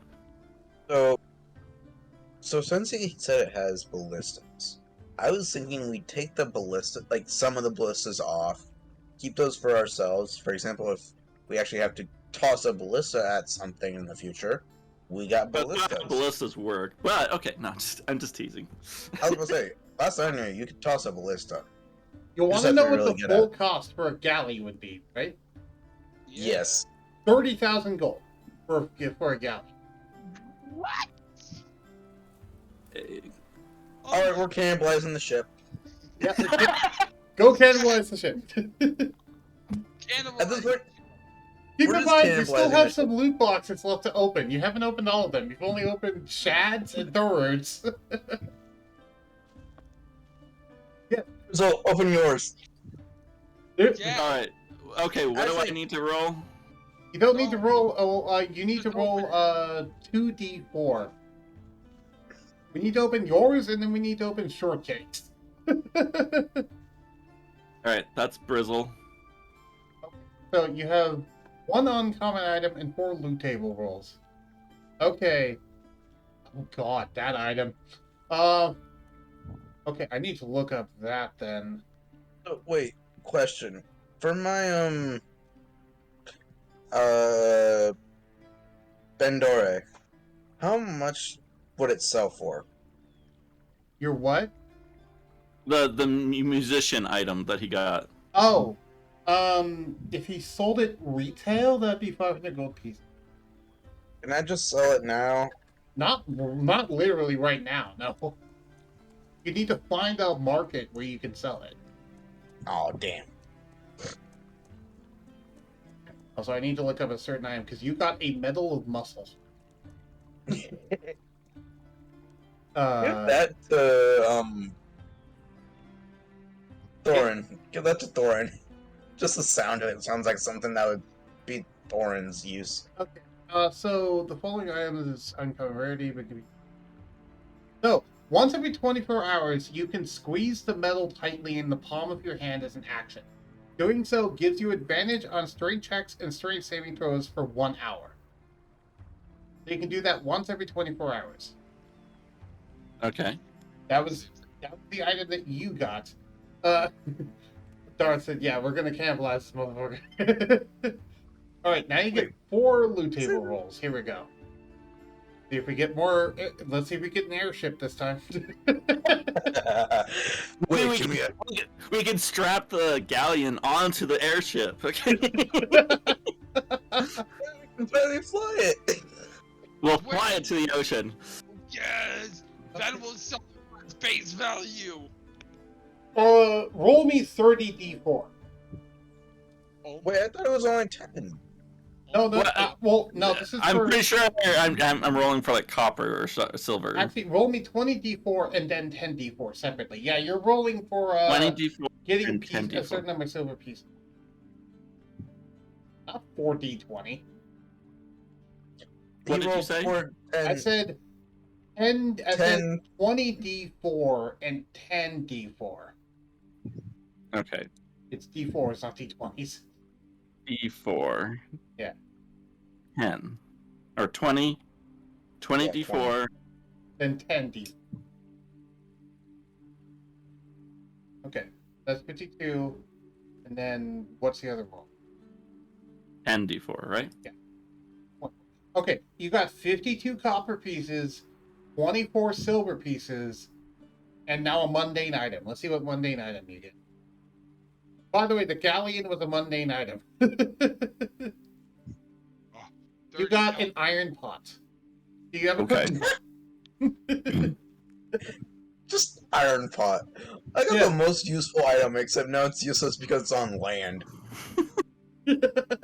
So you got an iron pot, a medal of muscle, and a bunch of cash. See, isn't this fun? It is. It Okay. was the most random thing, and it was the most fun thing. I will say, these tables have literally every mundane item in the game on them, including things like this, and every uncommon item in the game. So it has every one in the game. And also the Okay. loot things. Okay, cool. So now open up shortcakes. Oh yeah, that's right. We gotta do shortcakes. Wow. Why don't Shortcake we got get out? Why don't we get out of the city for this one so we don't get another Galleon? too late. It's too late. He's already opened it. Okay. Son of a bitch! Holy crap! 8 for a shortcake. All right. Shortcake got the Rhythm Maker's Drum +1. Is That's it an a item? that's That a a what? bard item. I believe that's a Bard item. Another bard item. Rhythm makers. I'm looking it up on the companion. Rhythm Maker's Drum +1. Wondrous item, uncommon, requires attunement by a bard. While holding this, you gain a Yep. +1 bonus to spell attack and rolls and saving throws with bard spells. It's pretty dang good if you're a bard, but okay. Yep, and he gets 8 rolls on the loot table. So let's see what he gets from the loot table. 1 mundane item, 10 silver pieces, 10d4 copper, 10 silver, 10d4 copper, 10 silver, and 10d4 silver. Wait, 1, 2, 3, 6, 7. We're not done yet. One more. And 10 electrum pieces. Okay. So Oh, he got 20, 30, 10, 30. So he got 30 plus 10d4 silver pieces. So I'll go ahead and roll that. So 10d4 plus 30.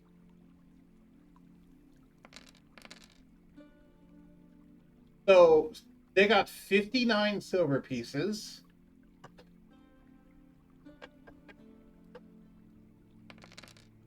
Oh wait, I have to do that again.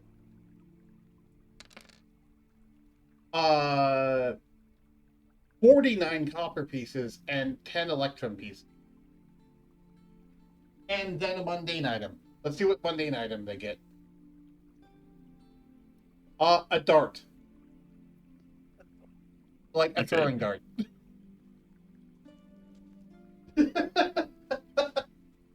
Okay, so that's all the loot boxes. How's that for your quest rewards? Interesting. The Galleon was probably the best part too. Yeah, the galleon definitely was like the game that's a lot of changer. extra. That's a lot of extra money now. Right. You know, I put that in there and I was like, I'm wondering when this is going to get rolled. It got rolled. Just in the city, which sucks. Yeah, it's not in the ocean. Electrum is between gold and silver, right? Yes. There is Okay. conversion rate between. You do specifically.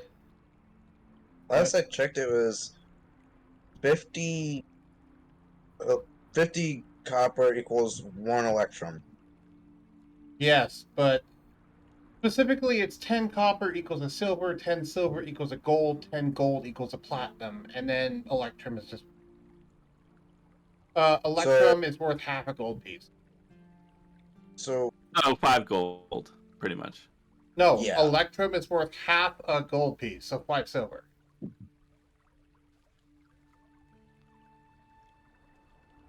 Oh, you mean 5? Oh, yeah. So Yeah, so you take 10. If you take 10 electrum, you divide it by half. It's worth 5 gold. indeed, yes. Okay, that's what I was like. Wait a minute. Sorry, I have a headache now. not because of me. Yeah, because of your galleon. Just this meme. I'm posting in D&D chat. Which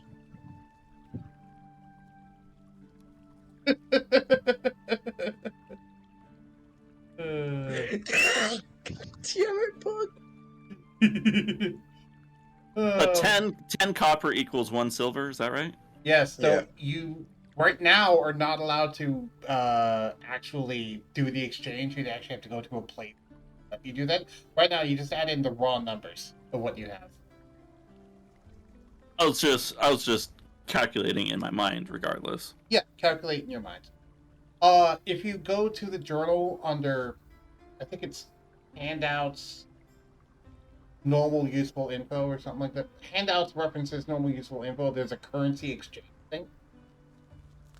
Oh wait, no, it's a handouts references useful normal info currency exchange, and that actually is the entire sheet, all the currency on there. I was about to say, if you just go, yeah, it's handouts, references, useful, and then it's currency. Yeah, that's what that is. Yep.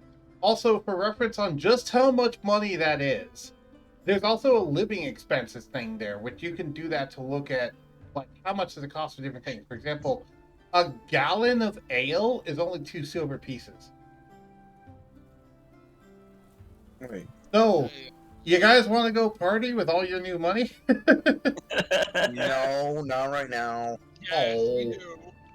We're gonna No. build the galleon and party hard. No, party in the galleon. Oh, Oh my god. I had a fun idea. You could turn it into a restaurant. What? Right What? at the king's yard? Like, Yo, carving open the galleon, just turning into like a building that people can go into, and just opening doors. there it is. You know what? You know, like, Darth, you're talking about getting our own workshop. Maybe we can turn the galleon into a workshop. A guild hall. Yeah. What if we hold on now? What if we paid the king to let us leave it there as like some sort of like property rent, and that would just be it, like you said. This Yeah. right here would be our source of income. Are you saying this in front of the noble, by the way? With his permission to keep it here, yes. The noble says, that'd be fine, but for the trouble, it will be 1 gold piece per month. Deal. Say, can I pay a year's in advance now? Yes. All right, I pay him a year's in advance now. So you give him 12 gold pieces. Yep. So I now have 104 left. All right, and I think with that, that's a good place to call the stream here, unless there's anything else you want to do. Basically, just hire some renovators to more or less do the basic renovations inside and turn it So, into a mobile so then, like, is the rest of us kind of like, are we kind of like discussing what our downtime will be? Basically, yeah, we're discussing what our downtime will be. How much downtime do you guys want, by the way, between this session and next? Like, How 3 weeks, 5 weeks? What do you want? Say around 5, so that I can train. Crap. Thorin? Yeah, Thorin Thorin. into a- Nice. Yeah, so I can train him to be a smith, and Alright. of course have him buy some smithing tools. Good, because then that means we can. And in this time though, we definitely would like to get some people to come in and kind of work on the inside to make it a livable place. Yeah, and you can hire people to work for you. It's usually, the going rate is about 1 silver piece per hour. Usually for like a common unskilled worker. For a skilled worker, it's about 5 silver pieces per hour. So how much do we have in gold, collectively? Because we could just have them go and all the way to the end, and then we'll just pay them the end fees. But collectively, I don't have a lot of money. I'm a poor bunny. I came from poverty, so. All right, so currently I have 104. Darth, how much do you have? Let me have a look at my gold. If you have 104 and I'm packing, let's have a look at inventory. I'm packing 0 gold. Fuck. Would mention something about, sir, can you provide him? The bunny was talking about making a body for you. Oh well, I was going to roleplay that. Oh. I was going to say, my lord, since you're wearing the ring, you can ask your son about some ideas or plans we had, and if it's something that I'd be willing to offer my expertise on, I just don't. It'd just be a matter of acquiring the materials. And the Lord says something along the lines of, if you can fashion some sort of semblance of life for him, then I would be satisfied for now until we on him. I will have my finest craftsmen help you. Cool. I So, guess we. all right. So What? with Brizzle, over the course of the over the course of the downtime, I would say Brizzle with the at the helm, guiding expert craftsmen, they're able to make the sun a homunculus body. Nice. That makes sense, Brizzle? Yeah, so it's a homunculus body, but it's not tied to one of my infusions. Yeah, it's just a permanent body for the It's a sun. permanent body. Okay. And it's Yes. Okay. It's specifically using the ring as the gem in the center of it. Right. Is So, how much downtime does that take for me? Not much. Oh, really? You could probably get that after you give them the schematics. You could let them go to craft it, and they could probably craft the body in about a day or two. While we work on being smiths. Yeah. Basically, with that having been done and you being paid for the schematics and all that, we could definitely renovate some of this place out and definitely get people, moved in as kind of like a beginning, early stages of a hotel, bar, and guild hall. Because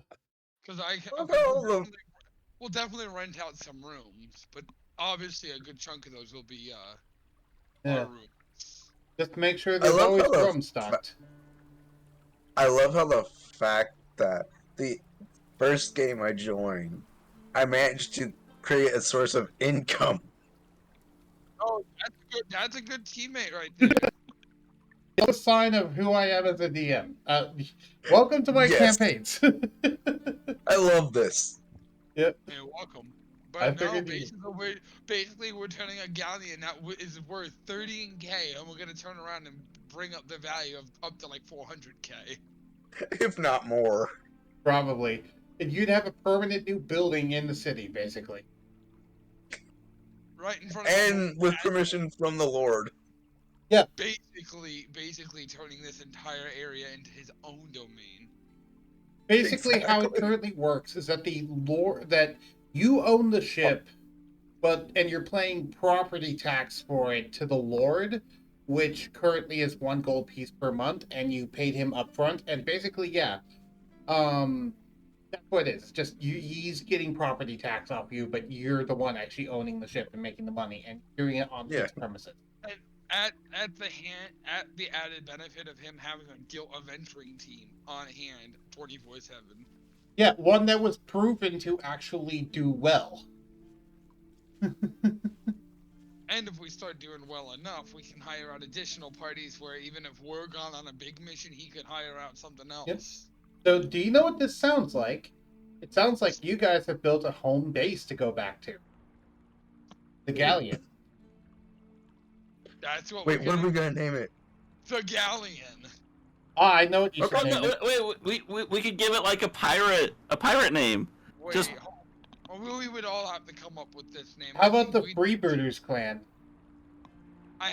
We need to all sit down by ourselves. The privateers.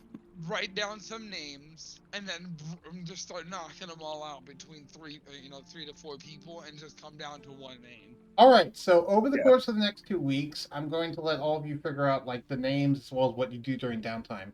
And then next time we do one of these sessions, you all recap with me everything that you guys did and what name you ultimately decide on.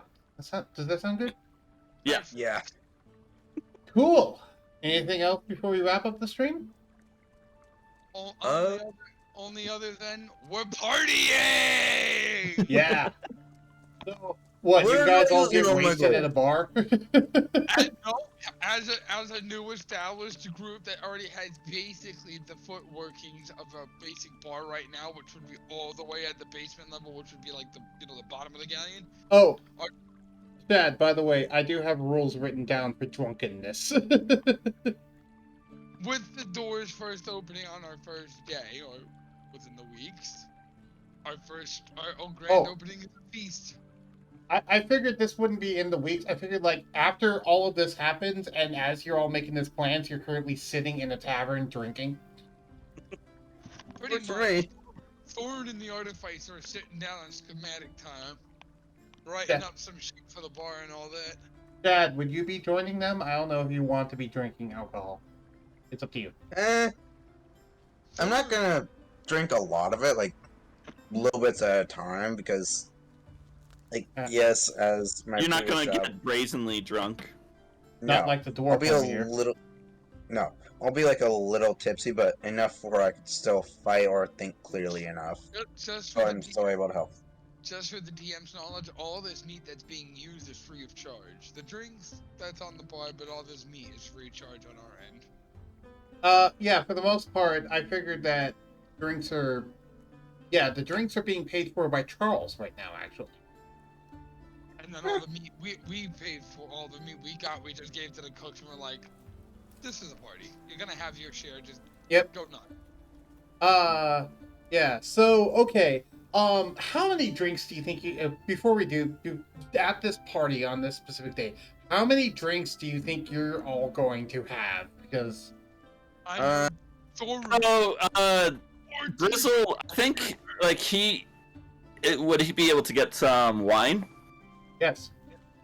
Because even though like he's started out as a poor, impoverished bunny, he wants to live that ideal of living lavishly or rich. My dear little bunny, today you are living high and free. So I guess like he'd be drinking wine specifically. Okay, Oh, cool. But like, how much? Like, how many rounds? Basically, tell me how many rounds you do. How much would how long would a bottle last? A bottle of Well, wine. a round. Basically, to me, a round of drinks is when you drink 20 ounces of a drink. So, like, how much are you doing? How many rounds? well, if you're downing a whole bottle, then the whole bottle's what, 240 milliliters, and a pint's what? Something. We'll just say Imagine a bottle of wine would, if it's 20 ounces, you said, is per round. No. 20 ounces per round, but I don't know how much a bottle is offhand. A bottle, I would say, would be probably 2 rounds, and then you'd have to get another bottle. I just for the kicks and giggles, I'll say I'll go 4 rounds. Pints to liters. I'm now doing pints to liters because that actually matters. Okay, so yeah, a bottle is just over 2, so I'll go ahead and say yeah, it's basic. We'll just call it 2. Yeah, I'm just using just simple rough math. These are 1 liter bottles, basically. Okay, so you went 4 rounds. So make me 4 Constitution checks. Thormoon will be drinking a specialty called Dwarven Ale. Okay. There's a reason why they call it Dwarven's Ale. Probably should not be drinking unless you are a. Well, those added numbers, forget the pluses because that should only be specific towards my dexterity saves. Yeah, I forgot to add that. Yeah, okay. So the first one's a pass, second one's a pass. They're all a pass. So you actually managed to hold your drinks and hold your soberness. Okay. I'm probably just gonna go 4 rounds as well, just Okay. maybe actually I'll go 5 rounds, just to one up Brizzle.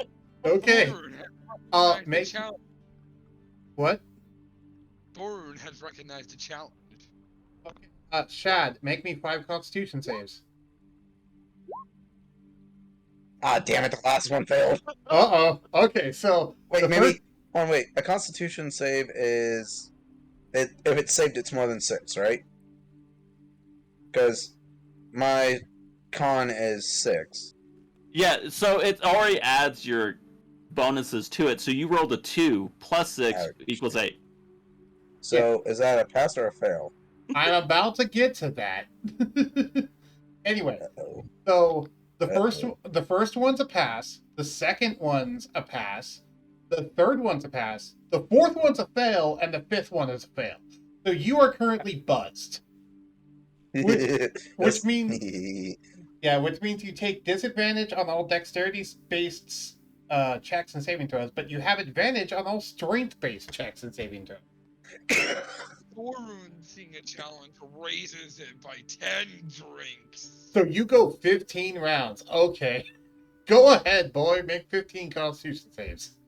1, 2, 3. So after the 7th round, the DC is 30. Yep. 6, 7, 8, 9, 10. Okay, you are passed out drunk. You are literally passed out now. I'm not even done. No, you are done. You are passed out. You are unconscious on the You floor. can't go that far. You are unconscious on the floor.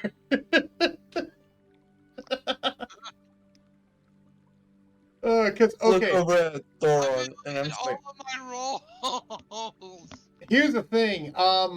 You can only roll a 27. You need a 30 after the 7th one. So you're automatically failing after the 7th one every time.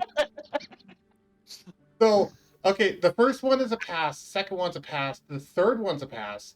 Fourth one's a fail. Fifth one's a fail. Sixth one's a fail. Seventh one is also a fail. And it's all fail from there. You get passed out by like drink 8. Because I still win. yeah, you still beat him, but also there is wait, going to be the hangovers are also a thing I will mention. oh, he's gonna be upset in the morning. Yeah, in the morning, you Shad, roll me a d6 minus your con. So I need to roll 1d6 minus con. D6 Is minus. it the Constitution modifier or the con?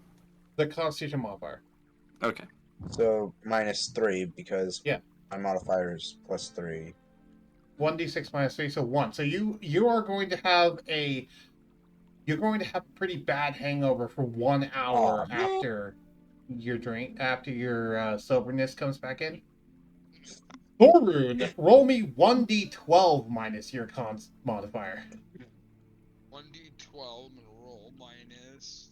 Minus con, so that's you're going to be having a splitting headache for 6 hours after you wake up. But I could totally see you just saying, worth it! He I would. No, I can see the list for the sobriety on your channel, or yeah, on your Twitch.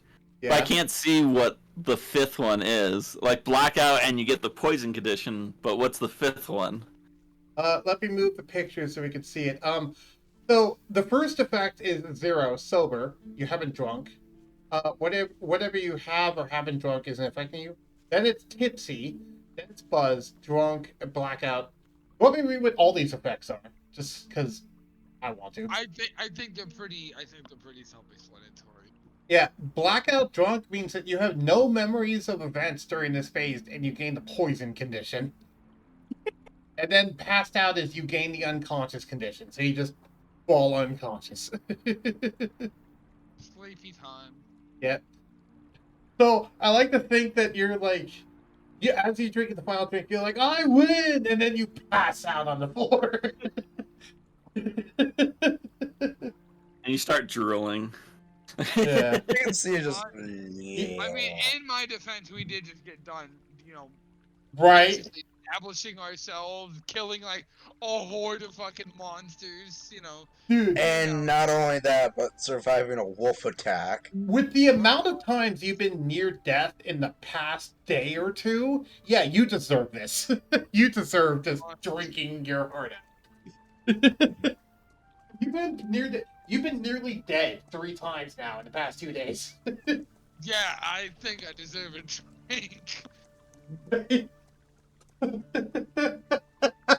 Fuck off, let me have it. Oh, I will say, by the way, because he's a dwarf, he has advantage on saves that would make him poisoned. So he has advantage on drinking saves, but he still eventually at some point just failed because of the fact that round 7 requires a DC 30 check, and he cannot get 30. Wait, how would you get it? will. So DC 30 would be a Constitution. It'd be a So plus I 15. can't even do a DC 30, can I? Nope, you cannot. You What can do only I do do up up to to, like- round Basically, 24? from round 7 onwards, you're guaranteed to just lose. So, Have is it. there any way to raise that? Yes. The two ways to My raise it is either raise your base stat, which can go up to 20 maximum for con, or get more levels, which gives you a higher proficiency bonus. Or actually, better yet, a third way, which you'd have to find armor pieces or magically enchanted shit. But good luck with that. Well, Yeah. there's also you can do something called, I think it's Bless. It's a paladin spell that can give you an extra D4 on saving throws for 1 hour. So you could do that if you want, but that's only an extra D4, so it doesn't know how many. Either way, so yeah, drunkenness. Also, by the way, if you receive any form of healing while drinking, it automatically removes 1 level of drunkenness. So if someone wants to bring Thorun back up, they just need to heal him. Let him be That'd drunk. be hilarious though. He gets back up and he's like, "All right, number 8," and he passes out again. Okay. Does one more. Do it. I'm Do done. it. Sure, that happened. We'll say that happened, where Charles just used healing hand to bring him back up. He's like, Break. I'm not done yet. He just drinks another one and passes out again. One more time. Dum. One more. Dum. Just keeps repeating that till 15, and he's just dead drunk. Like you poke him, and he's like all yours.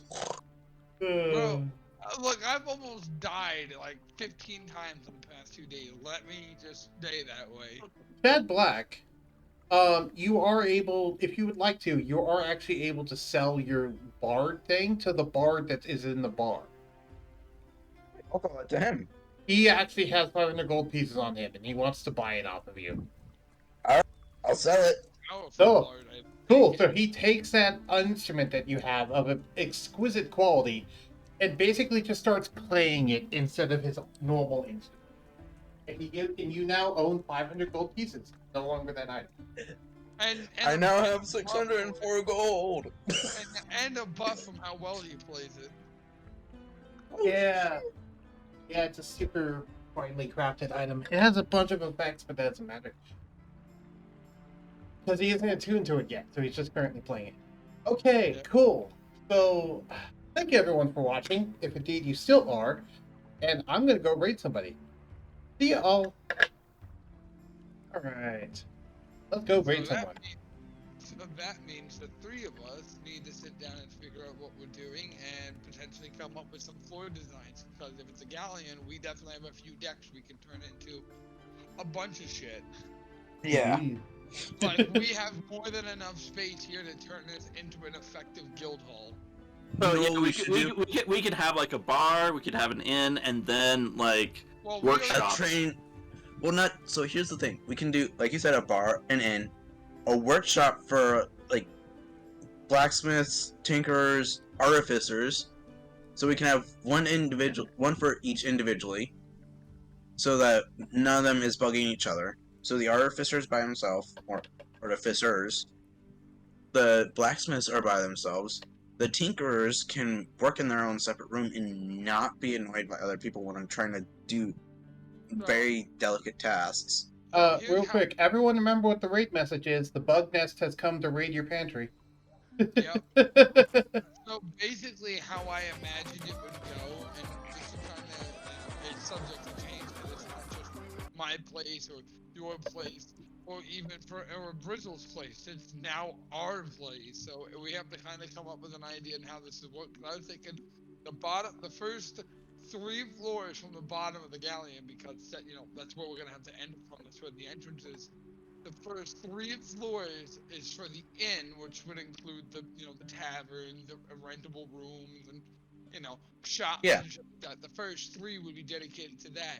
The next 3 would be dedicated to guild bunks, like where people can, once they apply to join the guild hall and all that, become, profitable adventurers.